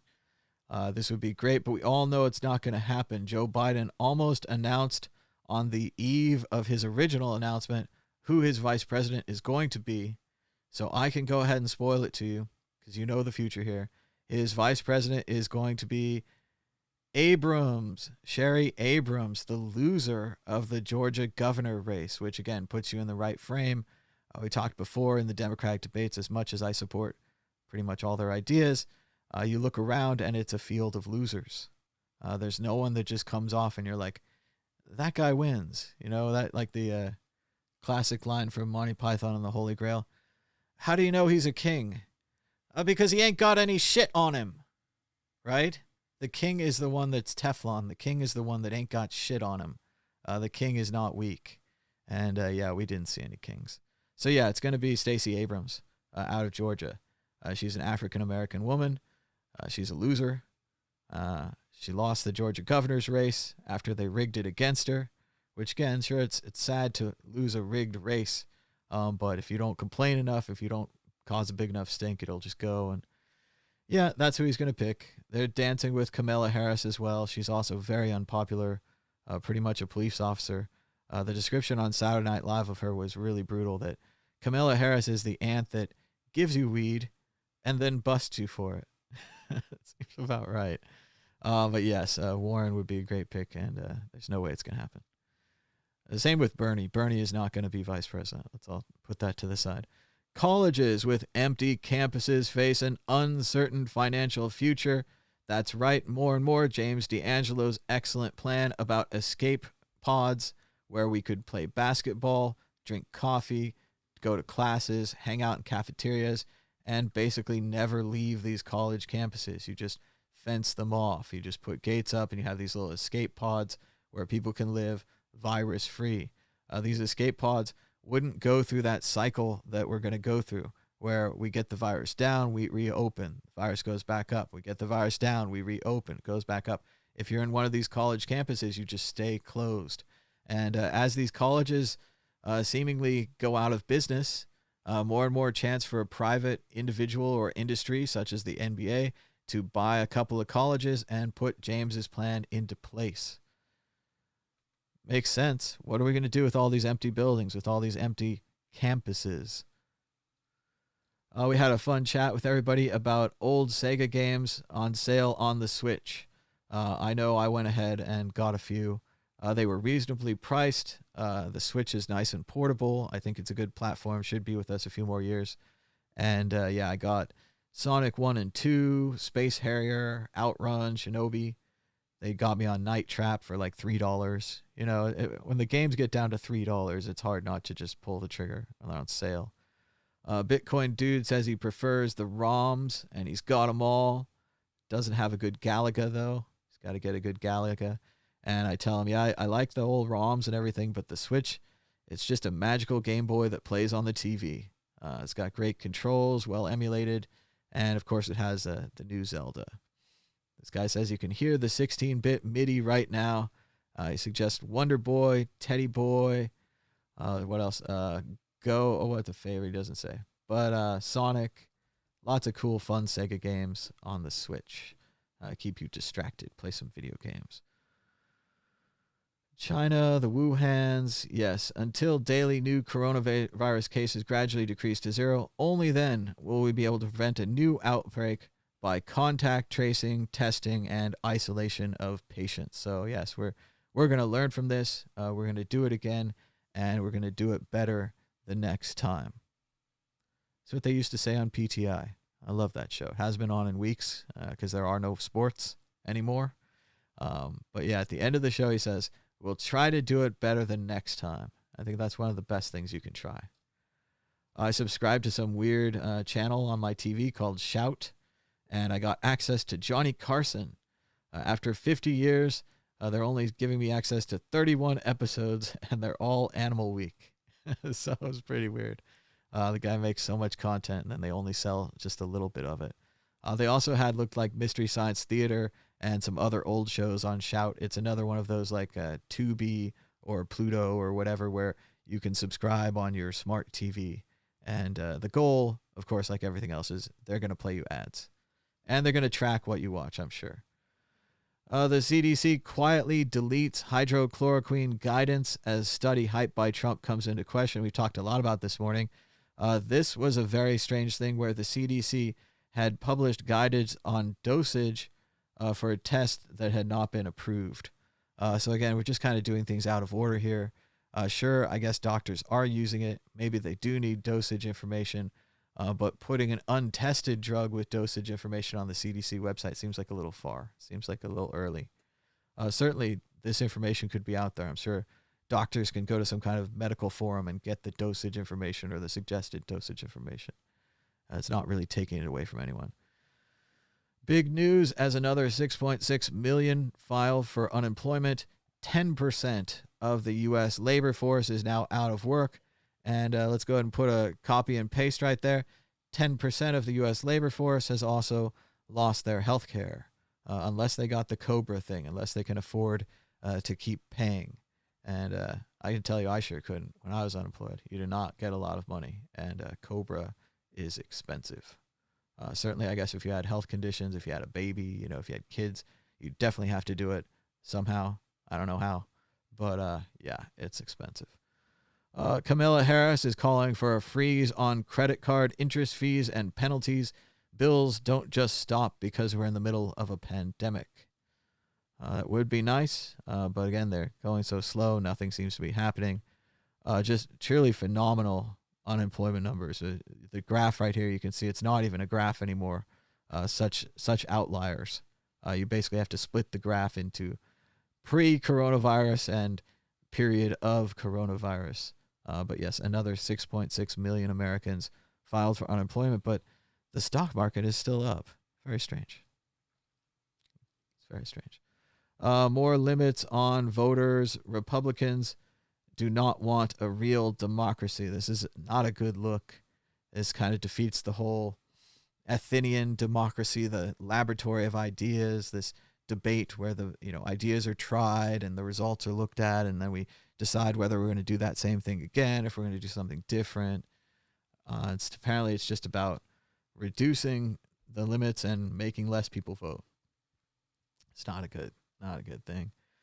Oh, this was funny, but sad. This has been another one where, I don't know, I guess it's different when you're a computer geek and all these kind of things to see this coming, but our society just can't plan for shit. I remember being in the computer labs. Oh, I'm going to age myself again. It was probably 20 years ago. I was in the computer labs, and they're just barely retiring COBOL, right? They're teaching just a little bit about it. COBOL programs, fascinating fact, pretty much the only fact I have about COBOL, other than it's all caps like Unix, is that you had to have tab separated code because the code was designed to match the punch cards, and the punch cards were that way. So it was a very strange language. You have to have tab separated codes in little rows because that's how the punch cards were read. That's obviously a bad sign. Why are we still talking about COBOL? Well, the same thing that happened at my little university, not a big deal in old Sacramento, they were still running their mainframes on COBOL, even then, 20 years ago. And they were talking about this same exact thing, how they didn't have any COBOL programmers, and they didn't know how long they were going to be able to do this. And they'd even built like a copy of the database or a copy of the thing on modern hardware. And it was synchronizing, it was synchronizing every night or whatever. It would make a copy of itself. And even then they're like, we should keep the old hardware. We should keep the old database. Like they were just, these administrators had become romantically involved with the old technology. And yes, there's definitely risks with new technology, and some hotshot vendor is going to come in and promise you everything and it never works out. But you can't just stick with the old mainframes forever, can you? Well, 20 years later, it turns out you can. The U.S. government is still running COBOL servers, especially for the unemployment department. So as we see with this 6.6 million spike, which would wreck anything. I mean, obviously this is practically wrecked Zoom. Not that they were a great company or anything, but they've overloaded. Systems are overloaded. They're not designed for this.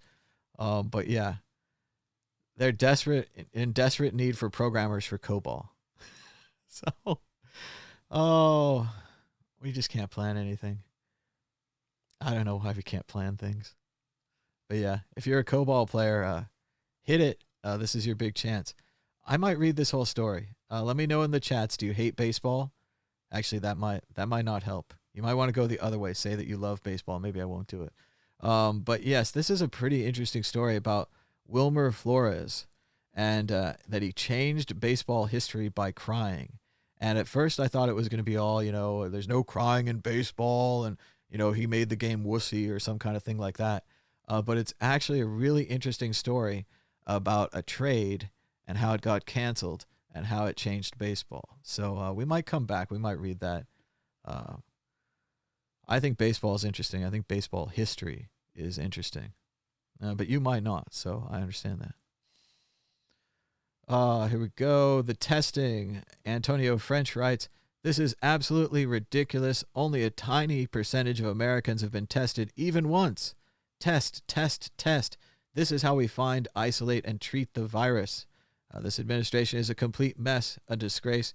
And this was shocking. And hopefully this will be rolled back. A lot of times things like this happen and people are like, whoops, we set the deadline too fast, stuff like that. The federal government will end funding for coronavirus testing sites on Friday. While some sites will transition to being state-managed, others will close as a result. This is as criticism continues that not enough testing is available. So Hopefully they'll fix that. Hopefully they wrote it for 2 weeks. Remember famously when President Truman agreed to bomb Japan with the nuclear bombs, he'd actually agreed to a 3-pack of bombs when he signed off. I don't even know that he really knew because Hiroshima and Nagasaki happened so quickly. No country had ever surrendered in 3 days before. And we bombed them about 3 days apart, after which they surrendered in less than 24 hours, which had never been done before. And basically the third bomb was heading for Tokyo, if you want to know. They were going to wipe out a major population center under the theory provided by, I think it was McNamara. No, that doesn't sound right. But again, the general who had the theory about Japan, who scared Truman half to death, believed that they would fight to the last man, woman, and child, would fight for the emperor, and that dropping nuclear bombs was necessary to shock the people out of it. Kind of questionable. In hindsight, it looks like they dropped the bombs to scare the Soviet Union. But again, you could read more about that. There's been a lot written about World War II. So. But we should test things. It's ridiculous. We should test things. Same article, federal government ending the testing sites. That's not good. There's that article we talked about earlier. Fauci urges let's never return to shaking hands. Actually, I'm in favor of this. I was talking about handshaking a while ago on this show or another show, and people are excited when they meet me sometimes, and that's cool. It's really cool. People you haven't met that want to meet you. That's not a normal thing. But yeah, sometimes they get really excited and they crank down on my hand. And, I got pretty good hands or whatever, but I crank down on it all the time. I'm going to get weak. So I wanted to switch to fist bumps anyway. And now I can tell you, fist bumps are out. Handshakes are out. Elbow shaking is stupid. It's just more disease spreading. The future is all namaste. You do a little bow. You got your hands out in front of you together. It's clear I'm not going to touch you. I'm not trying to touch you. Again, there could be a backside. Someone could grab your two hands. Oh, namaste. No, it's not that thing anymore. But I think in general, yeah, we should all just switch to namaste. It's nicer. And you could Americanize it. Hello. Greetings. Oh, good morning. Yeah, I guess we all look Japanese, but oh well, at least we're not going to touch each other, which sucks. This was a nice human thing. The whole greeting thing, you haven't seen somebody in a long time, give them a hug and stuff, which we might still do. We're just going to wear masks. Fuck. Bill Barr, a free society depends upon a vibrant religious life among the people. He kind of missed the boat here. You can hear him talk about it. He talks about religious freedom. That's what we have here. That's what you usually say. You usually say religious freedom leads to a free society, that the ability to choose your religion, the government's not involved. What he's actually saying after he says that is he says that he just gives a very pro-religious statement. Not a normal thing. We have the separation of church and religion here in the United States mostly. And a very pro-religious statement from the acting Attorney General, Bill Barr. He says that the current draconian measures, I'm not sure how draconian they are, should be reevaluated because we should allow people to adapt more than we have and not just tell people to go home and hide under their bed. So you see here he's giving a negative, adopted or fully justified, and they're not. He's giving a negative idea here to this staying home. We're actually noble when we're staying home. There is no heroism, right? We all know that World War I killed heroism. If you've read any poems about World War I, you've read about how they all thought they were big heroes and they all thought they were going to change things. And then all their friends came back in body bags and they realized that, yes, the paths of glory lie but to the grave, right? Sic transit gloria, glory fades, right? Rushmore. But yes, adapt more is code for dying. So yeah, you would adapt more. We would find out if you adapted against the disease. This herd immunity idea, this going out idea, this all comes back to this virus severity denial that we have going on. And again, I don't know the actual severity of the virus. I'm going to find out when we get the numbers, right? When we get the numbers, we're going to look at it, we're going to say, wow, that was a big deal, or we're going to say, wow, that wasn't a big deal. Either way, I think that we're just going to start planning for the next virus and for the next breakout. I think the power of these things to knock societies over, which, we've always known about, we've always talked about. Bill Gates warned us, Obama warned us, even W. Bush warned us, of all people. But yes, we've known about this for a long time, but now that we've actually seen one, and maybe it's good that this is a weaker one or whatever, right? All that negative stuff's actually a good thing. This gives us a chance to prepare for the next one. So more from the interview of Bill Barr. He says he's disappointed with partisanship during the pandemic, and the president acted statesmanlike and worked with all the governors while dealing with gotcha questions from the media.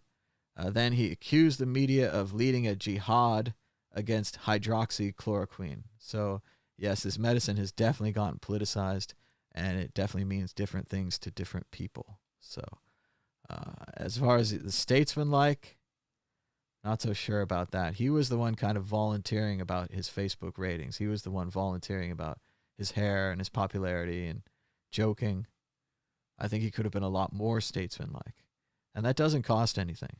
It doesn't cost anything to have decorum and class when thousands of people are dying, right? James Carville says, this thing in Wisconsin was one of the most awful things I've seen in my life. It shows you the extent they'll go to hold on to power. It was about one Supreme Court seat in Wisconsin. They'll kill people to stay in power, literally. And he is right. The Supreme Court in Wisconsin refused to extend the absentee ballot deadlines, causing people to go out into the street, risking their lives to vote. It's not what it's supposed to be. Some more pictures for Wisconsin's election. They're not standing far enough apart. Look at this poor poll working lady wearing the rebreather and the mask and the suit. She probably wore this all day. Wisconsin's election was an absolute disaster and downright dangerous. And unless we get national vote by mail, unless we just solve this thing, which again, I've been arguing for vote by mail for 20 years, since the 2000 thing. Hardcore. I looked at the problem back then. I found the solution. It's been unchanged. The only thing I want changed, I want open source tabulators with verifiable hardware. But even then, vote by mail is such a good system. We have paper ballots. We can do a hand check. We can get one of those groups to hand check every single election afterwards. It'll take longer, but it'll be very easy to do with paper ballots. Paper ballots, vote by mail ballots, fuck voting machines. Rural communities in the U.S. that watch the coronavirus unfold in faraway cities are now experiencing the crisis firsthand. More than 2/3 of rural communities have confirmed at least one case, with 1 in 10 reporting at least one death. Let's watch the animation here from the New York Times. If it works, yeah, there it is. You're starting to see it roll out. And again, yeah, the virus doesn't care, that you're from a small town or you don't go out. That's why we needed a 50-state lockdown. It would have been a great way to stop the virus, to slow the virus. And that if we had testing, we could have gone out into individual areas and tested and tracked the location, the source of the virus, and stopped the spread. But we didn't. And it was just days ago where the president was saying, it's starting to flare up in Alabama. Alabama! As if they were immune to viruses. No, it's coming there too. The virus doesn't care. If you live in a city, if you live in the country, it's going to get you. It's going to get to you. Prestigious scientific panel tells the White House the coronavirus won't go away with warmer weather. We've known this for a long time. The virus was continuing to spread in countries in the southern hemisphere where it is already warmer. So we already had tests on this, but the president made that ridiculous statement several times, of course, 6 months ago or whatever, seems like a lifetime ago, where he said, oh, it's going to be all fine in April. As soon as it gets warm, it's going to go away. Nope, the virus continues to spread unless you stay home. If you stay home, there's no way to spread the virus. But if you go outside, even in the hot, you can cough on people. You can have droplets from their mouth enter your mouth, so on and so forth. The virus doesn't care about summertime. I was looking at some of my old photos. Naturally, I'm at home. I'm bored like all you guys. I found some cool photos and even a couple of Periscope videos that I did at the time from the May 2016 Crypto Art Show. Maybe the first of its kind. I did it with Travis and my friend Isabel from the San Francisco Bitcoin meetup. They helped organize it. I was one of the organizers too. I helped, set up drinks and whatever. Not fancy, but I filmed it. I have a lot of photos. I was thinking about slamming those together into a video, doing a couple montages of the art, slapping down some free music, because that's all you can use on the YouTubes. But yeah, let's see what people say. 5 people say they want me to make the video. People don't want me to watch it, edit it live. So 60-40, don't edit it live. So that's just as well. So now I don't have to edit it live, but I'll look into making that video. It's a little more fun, a little more interactive editing than just going up and chopping up the ToneCon. But that is also on my list of things to do, chopping up the 8-hour live stream from ToneCon into some more watchable videos. This is a really interesting article. I saw this happen myself in real time. I still notice we're watching some old hockey games that we had recorded from before the dark times, and all the advertisements are still normal. It's kind of comforting.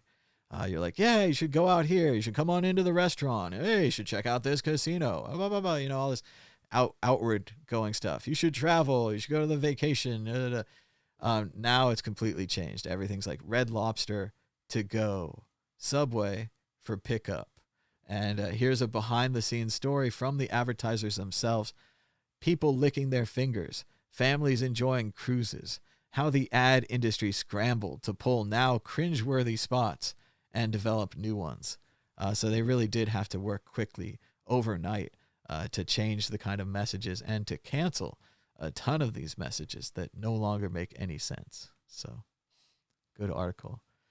Hey, we made it to the top. We survived the news. We're here. We did it. We could read more about baseball. I don't know. I'm not interested. We can't quite read this article from the LA Times. Aw, too bad. And we checked out the beds, the hospital usage. That was interesting website. Talked a lot about hydroxychloroquine, which seems a lot better than I thought it was. But still, it's been hidden in a cloud of politics, right? So there's goods and bads to both sides. I still think that we should use placebo. I don't think that placebo has been given a fair shake in the media. I've seen a lot of media stories that are down on placebo, but I've also seen a lot of tests where placebo outperforms dozens of medicines. I mean, this placebo, might not be tested for this thing, but placebo's been tested for a lot of other things. Someday we'll have satire again. Someday we'll laugh. Right? Well, we would take another phone call if you guys wanted to call in. We're going to check with the chat. Jeremy says, all the Chinese food closed near him. Oh, that's too bad. That would be a good place to go. I definitely heard during the early crisis when people were shopping, trying to get stuff, a lot of people were avoiding Asian food stores, which turned out to be a bonus for people that went there. They had lots of rice. They had lots of sauce. They had lots of food. There's nothing wrong with it. So, all right. I think we're going to head towards the end of the show. Let's see. Questions in the chat. People are asking where Dan is. I don't know. I invited him again this morning. And I don't know. The last 3 days I got like excuses about why he couldn't make it. But today, no excuse at all. So, I don't know. Just doesn't have time to hang out with you guys. He's just too busy, man. He's got a baby and stuff. He's just busy guy. But it'll be fun soon enough when Dan gets back on here. We'll hang out with Dan. Maybe we'll talk more about Tiger King, get your guys' opinion, see what you thought of the show. Still giving you a chance to watch it before we spoil it, although I imagine the rest of society is doing a really good job spoiling it for you too. But it's not really a big surprise, but I do think surprise is part of it. Part of the fun of watching it was at the end of each episode when they reveal a new fact about one of the characters, or maybe not a fact, maybe a questionable fact, but and you're like, whoa, they did that? They're into that? They're into that and that? So yes, people raising and selling tigers, much more interesting than it should be. So check that out. We've still got 34 watching now. Do you want to watch another video? Do you want me to end the stream? Let me know in the chat. I'm going to try to think of some other videos you might want to watch. Maybe, how about the very first episode of the Bitcoin group? That sounds kind of fun. Let me go find that. Otherwise, we'll see in the chat if they're like, no, or we're turning it off, or they're like, we'd watch another video, you know? Got 5 minutes. Let's see. Do I have the playlist that goes back to number 1? It's kind of difficult because the Bitcoin group used to be on its own channel. So number 1 might not be in the World Crypto Network, so it might not be in the playlist. So I might have to follow this link here to old Bitcoin group videos. And we're going way back into the past here. So let's see. Here's the old. This is the old Bitcoin group account. It was just Bitcoin group. It did really well. But then I wanted, other people to have shows too. So I moved the Bitcoin group to the World Crypto Network. And then I tried to recruit a bunch of people to do shows so that we could all share and that everyone's show could benefit, kind of like a group, like a team. And that lasted for a while. And we're still trying that. But here it is, October 18th, 2013, the Bitcoin group, the very first episode. So check that out. I hope you guys like it. The Bitcoin group, the American original. For over the last 10 seconds, the sharpest Satoshis, the best Bitcoins, the hardest cryptocurrency talk. Issue 1, Walmart and Bitcoin.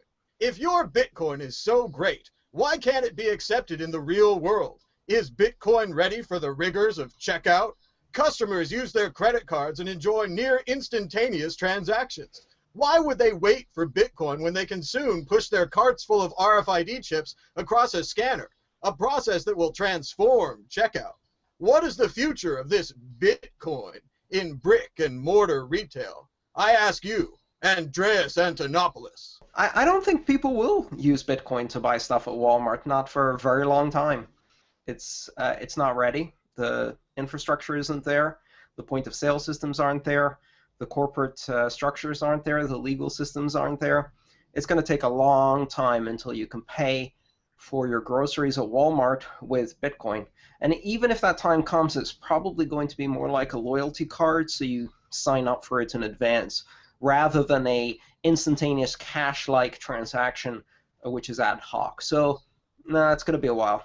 Derek J. I disagree strongly with Andreas. I think it's just around the corner. In 9 months, there will be a release of a new app for Google Glass called Glass Pay, which allows users, among other things, to go shopping in a regular retail store and scan the UPCs of their items with their eyes or their phone and pay with Bitcoin without even waiting in a line. So their advantages are obvious. People prefer to use the self-checkout.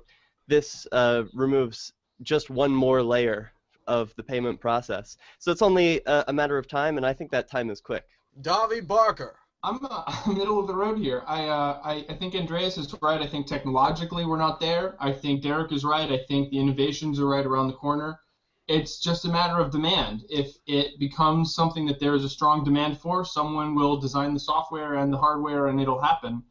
And right now there isn't. Right now it seems like Bitcoin mostly lives online, and that's okay. Andreas, you seem to disagree with Derek there. Well, I'll just go launch on a tangent. The real question we should be asking ourselves is, does Walmart deserve our money, or should it go down in a ball of flames and smoky fire because every single purchase you make at that pit hole of hell is subsidized by taxpayers to pay for welfare for everybody working there because they don't get a living wage? So, should they get our Bitcoin? Probably not. I'd rather like to disrupt and disintermediate Walmart whole out of existence altogether. How about we throw out brick and mortars? What if Bitcoin is too cool for brick and mortar stores and they just become completely irrelevant in the new economy? It seems like that's happening already with Best Buy becoming really more of a warehouse where you go and look at things, then go home and buy them on Amazon.com. Well, it's becoming even more prevalent with the discovery of 3D printers as 3D printers move from the commercial market into homes. We're going to see more and more people not even needing to go out to a brick and mortar store. Certainly, they can pay for their designs in Bitcoins. They can pay for the machine and the materials in Bitcoins. So the end of brick and mortar, I think Davi's right, is just around the corner. Issue 2, Amazon.com. Amazon.com is the world's largest online retailer with their amazing e-marketplace that literally sells everything, from books to the kitchen sink. But they don't take Bitcoins. eBay, the world's largest online auction place, also says no. Why haven't these internet giants bent their knee to your almighty Bitcoin? And when will they? Why haven't they yet? And what's stopping them? I'm looking at you, Derek J. Well, it's obvious. Okay, so Amazon does accept Bitcoin, and I've used Bitcoin through Amazon to purchase not only the microphone that I'm using now, but the mixer that I'm using, the jacket and shirt that I wear. All of these things I'm able to purchase through Amazon using just another app. Gift is one, but it's not the only one. GYFT is an app that people can use on your standard smartphone, and use that to go from Bitcoins on your phone to clothes on your body. And it is possible to use Bitcoin in those major stores. You can even purchase a Victimless Crime Spree at Amazon using Bitcoins. I want to make the same argument for eBay. I have an eBay account and I sell products on eBay, and eBay doesn't accept Bitcoin, but all of my eBay listings have links to my Bitmate account, and my Bitmate account does take Bitcoin. So if a person is surfing eBay and they see my product and they want to pay with Bitcoin, it's just one button. So, I mean, we're essentially, these guys don't have to play along. We're going to work around whatever their policy is anyway. Andreas Antonopoulos, is it 3 no's? Is the questioner all wrong? When you have money that can be routed, that money can be routed around problems. Davi made an excellent point, and it's essentially the fact that you can route Bitcoin that allows you to do that it's extremely fungible and frictionless. So let's look at the grand defamation of Bitcoin by Amazon.com and eBay. There are 192 currencies in the world, and Amazon and eBay accept maybe 3 dozen of them. So where are the other 160 outraged currencies clamoring for a defamation suit against Amazon.com and eBay.com? Where are the 130 countries where you can't buy crap from either of those companies because they can't ship it to you? They also can't ship to PO boxes, AFOs, AFPs, and various other 3-letter acronyms. The point is here that this is a first world currency problem. Amazon.com and eBay.com sell exclusively to a very, very narrow part of the North American continent and the North European continent in a handful of currencies. So let's join the other slighted currencies and sue. Matt, Bitcoin versus Amazon. I have to mention that about a year ago, BitcoinStore.com made headlines when it challenged Amazon.com, eBay, and some others to start accepting Bitcoin, and that they would close down. And they said, we will stop taking your millions of dollars from customers from you and shut down tomorrow if you'll start accepting Bitcoin. They haven't raised to that challenge yet, but I think the offer's still on the table, and they should absolutely take advantage of it. Hey, if we started having success in all of these fields, we wouldn't have a Bitcoin industry. Every single one of the businesses in the Bitcoin industry today is a bridge business, a business that could easily be eclipsed if any one of the really big businesses already in that space just said, hey, Bitcoin, let's do it. Boom, all of the exchanges disappear. Boom, all of the trading houses disappear. All of the banks, all of the wallets. We don't need those things because they don't exist in the real world. We need those things because where they do exist in the real world, A, they suck, and 2, they don't take Bitcoin. So we can simultaneously fix both of those problems in one go. We can make them take Bitcoin, but we can also make services that don't suck in the first place. And those take Bitcoin by default, of course. Andreas makes an excellent point when he says that they suck. I mean, if you look at eBay, used to be a fantastic sort of free market on the internet and used to be almost like a garage sale. And now it's very sort of, I mean, it feels more like a shopping mall. There's a lot more restrictions on you as a merchant if you want to sell. There's a lot more fees. They operate through PayPal, which has a lot of tax problems. So it seems like these firms, they get big and then they get cumbersome. Even if they started taking Bitcoin, I might still prefer my sort of like niche market, sort of Bitcoin native applications. You know when I started getting excited about eBay again? When they renamed themselves the Silk Road and ran a really nice frictionless market for a very long time. Unfortunately, that branch of eBay shut down, so now we're stuck with the bad old eBay. I'd like to see more innovation on that end. Speaking of Silk Road, do you think, I mean, I realize that Silk Road is in an ambiguous place right now, but do you think that Silk Road could legitimately challenge Amazon's claim to being the largest marketplace online? I think a peer-to-peer marketplace could easily succeed in challenging any centralized marketplace and being the biggest one online if it was allowed to. But it will get regulated out of existence. Here's the thing: if you went on Silk Road when it was still open and you looked at all the products they offered, what surprised me the most was that while drugs were a big part of it, they weren't the only thing on offer there. You could buy a lot of very interesting, legitimate products, from Bitcoin badges to T-shirts to brochures to whatever you might, little tchotchkes here and there. All of these available. Why? Because it was a very large, flexible, and fluid market. So it succeeded as a marketplace first. And I'd like to see some of these legacy businesses be disrupted at their base operational model, not at picking the right currency, but at delivering the right service to customers. Bitcoin should be an after effect.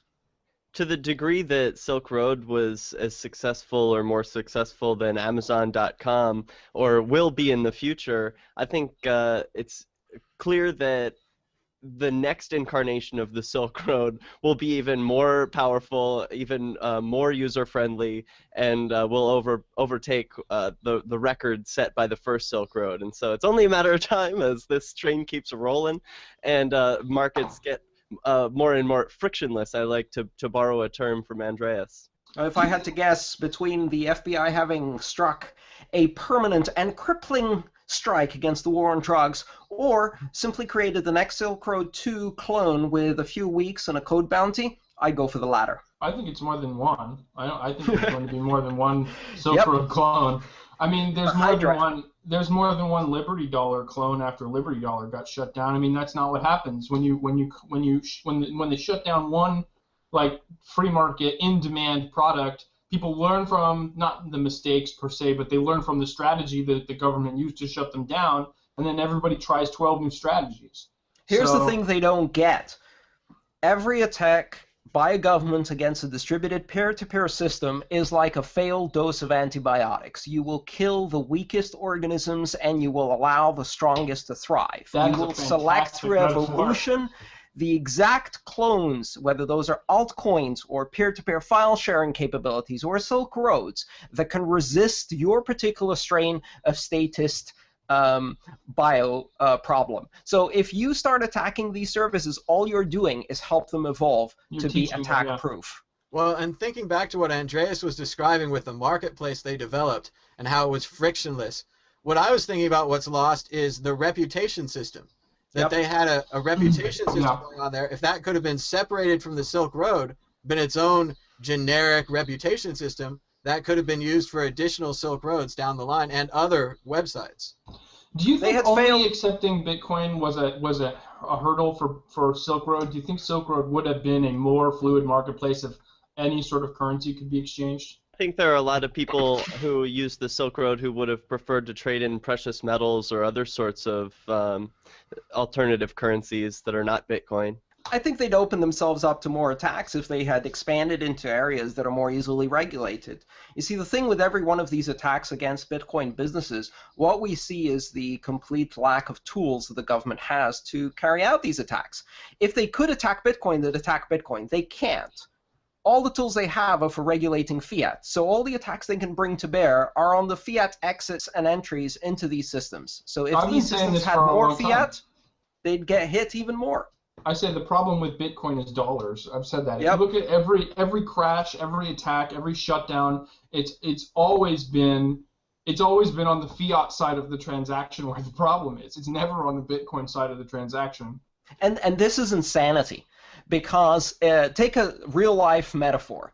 If we regulated aviation based on the ownership of the land where the airports are sitting, then we'd get their traditional competitors, land-based companies, complaining about this newfangled aviation and controlling it through the airports. Well, with Bitcoin, every time we try to land in another currency, we get hassled at customs. That's the only place they can control. So it's a bit like trying to regulate aviation through airports. And, the best solution to that is never land. I mean, that's not that far-fetched. I mean, it's pretty interesting to think that those loops start getting closed when you start having, like, every level of the economy has some merchant somewhere who's interested in accepting Bitcoin. I mean, even real estate now. We have realtors taking Bitcoin. Well, that's one step away from farms accepting Bitcoin, and then you have a complete economy. Eventually, you won't ever need to cash out. And then what? Then what does the government do? They have to regulate corn. They have to get you at the point of sale, right? At that point, they start taking Bitcoin for taxes if they're smart enough. That might be the end of them. It was my understanding that the government is already expecting people to pay taxes on revenue earned from the appreciation of the value of their bitcoins. Are they accepting Bitcoin? What if I don't have any dollars? No, they want you to change it back to dollars. So you can then blame Mt. Gox for why you haven't paid your taxes for 6 months. I tried. They won't let me withdraw. Has that ever been done to any other currency? That you're forced to change the currency to pay the taxes?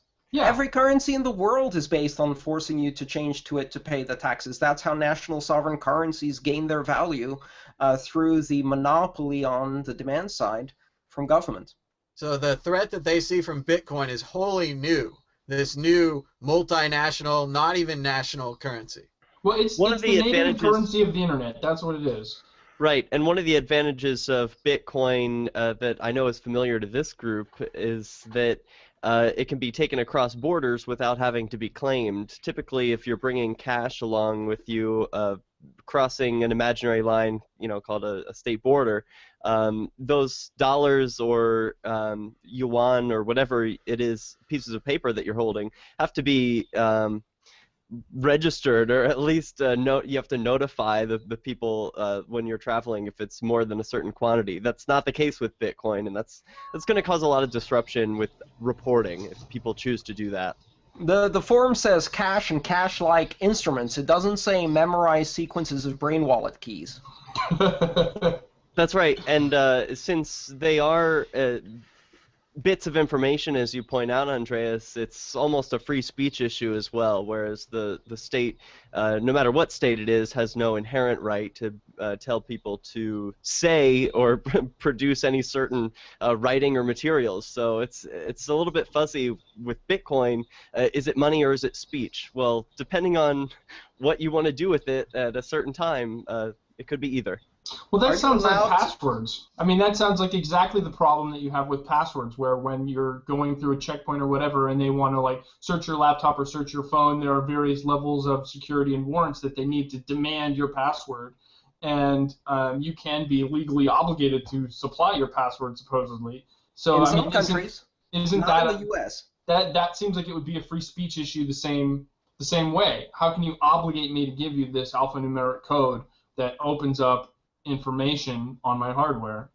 Well, even better, actually, under U.S. law, that falls squarely under the Fifth Amendment right to avoid incriminating yourself through testimony. So revealing your password can be very easily extrapolated to be incriminating information if that leads to all of the transactions that you've ever done. So you can very validly claim a Fifth Amendment right to remain silent. And I believe that's what's going on with the Ross Albright case right now. Correct. They're not sure if he's going to give up his passwords, be forced to give up his passwords, or we don't know. Well, the federal government of the United States is one that makes no qualms about having tortured people in the past and continuing to torture people today. Wouldn't surprise me if they used torture against an individual to get their money out of them. Very possible, but at the same time, it's harder to do if you have a public profile or you're in the federal court system, as Ulrich is. Here's what I have to say to the FBI. You keep using the word seized.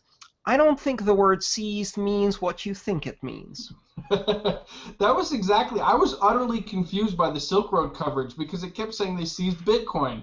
And every time I read it, I'm like, what does this mean? I read through like 12 articles and I'm like, what do they mean they seized Bitcoin? Like, did they take his server? Did they take his phone? Did they take his keys? What did they do? And it turns out they actually transferred them somewhere. But that's not what seized means when I read it in the story. Well, that's not what seized means for the FBI either. The way the FBI seizes money in a bank account is by sending the bank a letter and says, we have seized, and that's it. It's a legal construct, not a technological or practical construct. So when they say we have seized, they mean we have legally declared this money seized, and to take it from us would be illegal.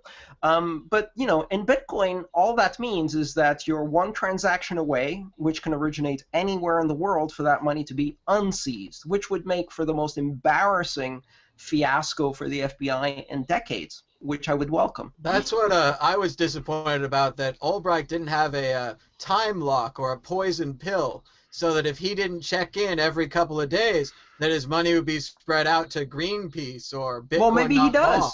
We don't know that. The only money that they have claimed to seize is the hot wallet, which contained 2,600 Bitcoin. They haven't seized the 80 million or so, which was his personal funds. That hasn't been moved at all.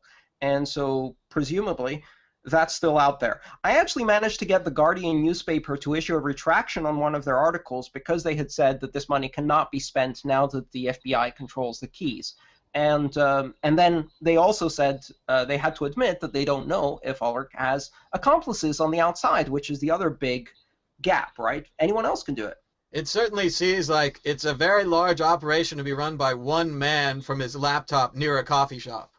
I'm waiting for the day when they tell us he was working for the FBI. I'm sure those articles are out there if you look for them. But it seems obvious that he should have a contingency plan.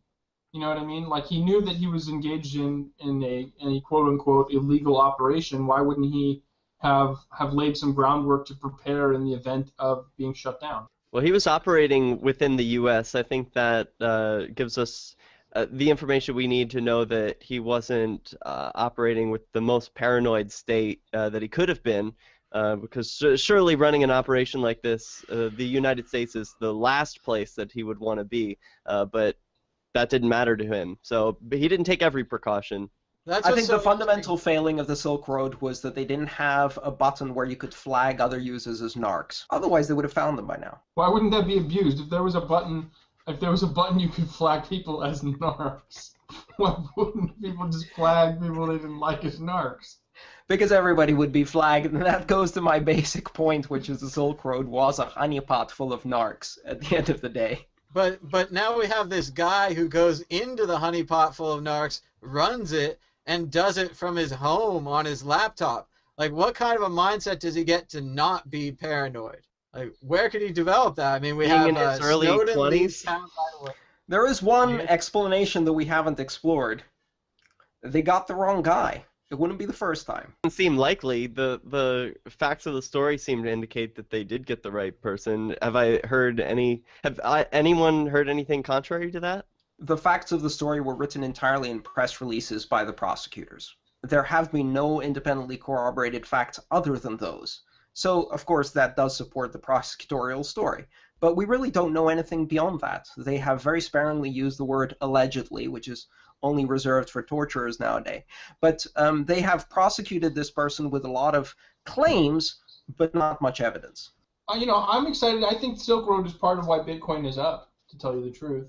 When the story broke, Bitcoin tanked, and then it went right back up by the end of the day. That shows resiliency. So now that it's getting all of this press, it's going to be mentioned in every article that the Silk Road is covered in. That means more people will be Googling it, more people will be interested, and they'll see that that this crash was a flash in the pan, and it's a strong currency. So that means that more people are going to be using it, and the price will go up. You know what they say about publicity? There's no such thing as bad publicity. You can say whatever the hell you want about me. Just make sure you spell my name right. So all of that 2 weeks of coverage, they spelled the name right. Give it 3 months, that'll be a $250 Bitcoin. Issue 3. In Bitcoin we trust. Hard currency exists because of trust in precious metals. Fiat currencies exist because of trust in economic systems. Virtual currencies exist because of faith in mathematics, in cryptography we trust, or is this just another case of faith, like fiat, but this time with a digital god, rather than a federally reserved one? And what about the miners? You say there's no central bank, but I certainly see a cabal of miners. Davi Barker, your thoughts? Okay, so why are precious metals predictable? Precious metals are predictable because the laws of physics exist in nature. So why is Bitcoin predictable? Bitcoin is predictable because the laws of mathematics exist in nature. It's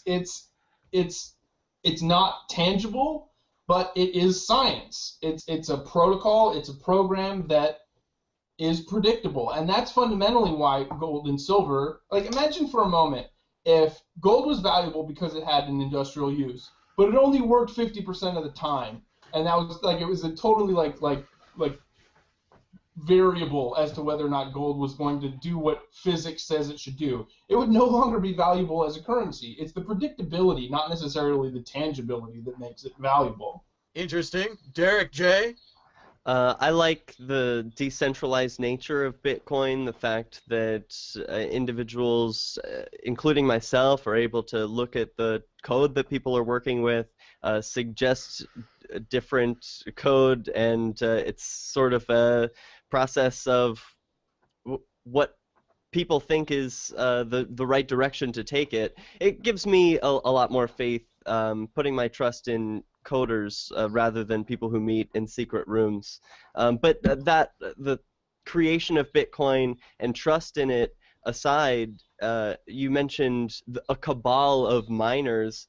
When I think some people could argue that there's a group of miners that have more power than others, which is true when you add up all of their mining power. But I have a small mining rig here myself, and so I don't feel like individuals can be completely blocked out from participating in Bitcoin mining. It's something that anyone can participate in, and that fact makes it more secure. Brief unwanted history lesson. In God We Trust was added in 1954 by an anti-communist crusader following the Joe McCarthyite witch hunts or commie hunts in Congress. Before that, the national motto was "A pluribus unum," out of many comes one. In God We Trust was added 22 years after the decline of the gold standard, and we switched our trust from gold to God, dropping an L, and as a result, our currency has devalued accordingly. Backing currency by fictional beings doesn't really help. A pluribus unum is a much better slogan because out of many comes one is the Bitcoin ethos. Bitcoin has emergent value that comes out of the collaboration of thousands of nodes, each offering their computational capability. Bitcoin is backed by the computational capability of the internet, a very tangible silicon-based system that is very effective as a store of value. So I prefer a pluribus unum from In God We Trust. It's just like the pledge. Adding under God to the pledge was around the same time. Exactly the same time by exactly the same committee in Congress. So it's to fight godless communism. It was to fight godless communism, and before that, our national motto did not have any mention of God, just like all of the other founding government documents. Speaking of mottos and money, some of the first motto on money in North America said "Mind your business." That's really sort of yes. That was Ben Franklin's mint, and he wrote "Mind your business" on the back of the silver dollar, right? I like it both on a message like mind your business, and both on a like personal. If you have a business, you should be minding it. That's your job, right? That's right. I think that was the original meaning of the phrase back then. Yeah, it wasn't so much on the harsh nature of it, like shut your mouth. It wasn't. No, that's "Don't tread on me." Different flag. Like to see that on some currency. What do you guys think of strength in numbers as the Bitcoin motto? Have you seen that around? Or as John Gilmore once said, there is strength in numbers, large prime numbers. I prefer to resurrect the mind your business motto. I think Bitcoin is a mind your business currency. It's one that you can attach an identity to or not, and it's one that you can give to others or not. They can't take it from you in the same way that cash can be taken or digital money in your bank account. Out of compromise, why don't we go out of many comes one? There's strength in numbers and mind your own business. Issue 4, Bitcoin mining. The ASIC revolution is clearly upon us. Since June of this year, having Bitcoin miners in your home has had the same value as space heaters in the summertime. Unless you've got the money for a $14,000 ASIC, is the era of home mining over? I ask you, Andreas Antonopoulos. No, it's only just beginning. We had to first completely eradicate the era of CPU mining and then destroy the era of GPU mining and then obliterate the era of FPGA mining. Each one of those was a 10x to 1000x increase in performance. But we've hit a wall, and that wall is silicon density and heat capacity, right? So from this point on, the only extra juice you can squeeze out of a system like that involves taking your design to a fab that can put it on a smaller die and put more of it on a die. So you have to go from 28 nanometers to 20 nanometers, et cetera, and keep scaling down. We're not going to see these enormous increases in hashing power in the next generations because we just squeezed out all of the low-hanging fruit in just 6 months. What that means is that now there is an industrial base for Bitcoin, not just consumer and craft space. We actually have an industrial manufacturing base that is now being invested in to the tune of tens of millions of dollars for the production of ASIC fabs that will reach the hands of consumers. And that's a good thing. Derek J?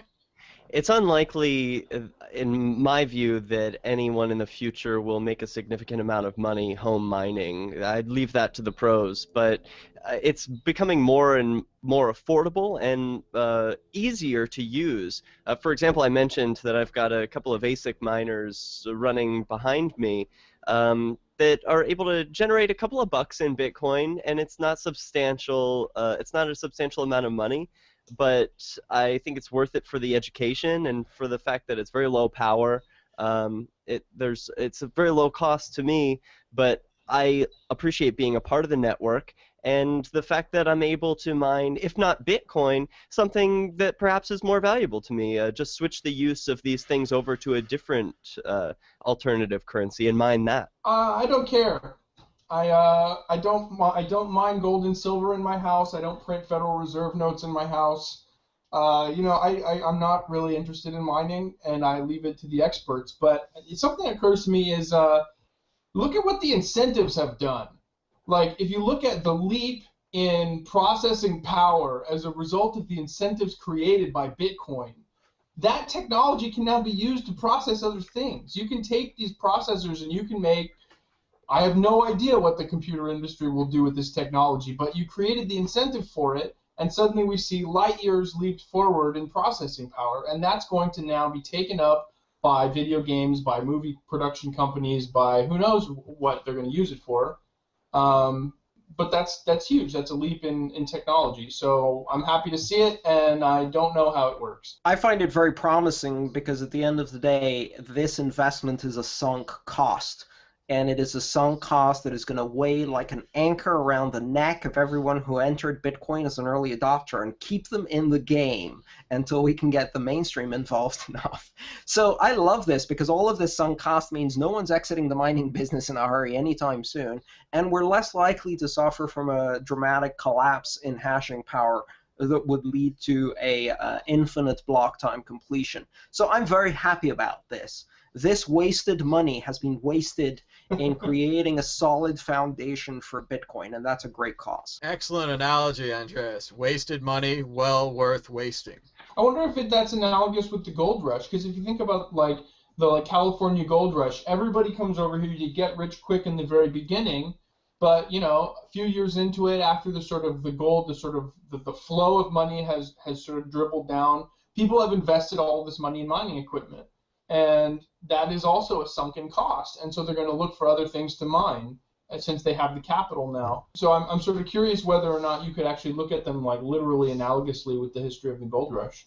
And even better yet, by the time they're finished with their mining gear, they look around them and guess what? There's a town, there's some roads, there's a railroad coming in, and all of that got paid for by the gold rush. So even while we're doing this, we're also paying for publicity for Bitcoin and marketing for Bitcoin and new exchanges for Bitcoin and all of the other infrastructure. So even when mining fails, the money that's been sunk in all of the auxiliary activities just from the publicity it's generated will still be there. Some will turn into ghost towns, just like California, and some will turn into San Francisco. Yeah.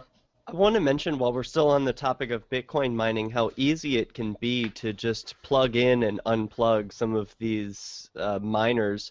The equipment is incredibly easy and so replaceable. We're not talking about scales of difficulty like mining for gold, where cranes are needed and drills. This is something as easy as plugging in a USB and downloading a program and letting it run.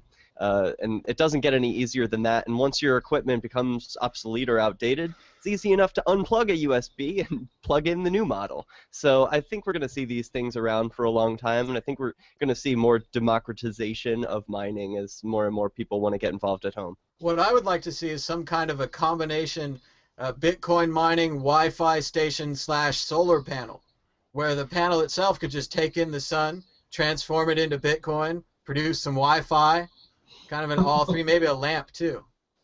Well, merged mining is a really important topic from that perspective. One of the technologies developed over the last couple of years is the ability to do mining simultaneously for a number of different coins. So even if you're not productively mining Bitcoin, you can still productively mine a whole series of other altcoins, such as Namecoin or Devcoin or Primecoin, PPCoin, any other coin.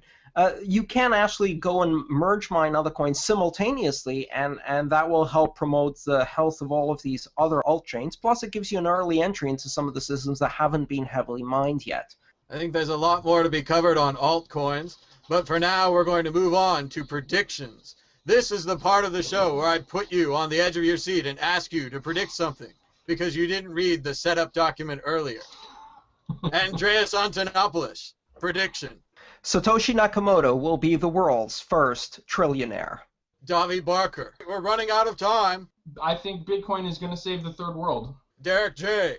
Bitcoin will alleviate homelessness in the U.S. Online drug sites will continue to flourish. The FBI may have gotten one, but they'll never get them all. Controlling the internet is like a game of whack-a-mole. The moles keep popping up everywhere, and no matter how many you whack, they just keep coming back. Oops, we're out of time. Until next time, bye-bye. The Bitcoin Group, the American original.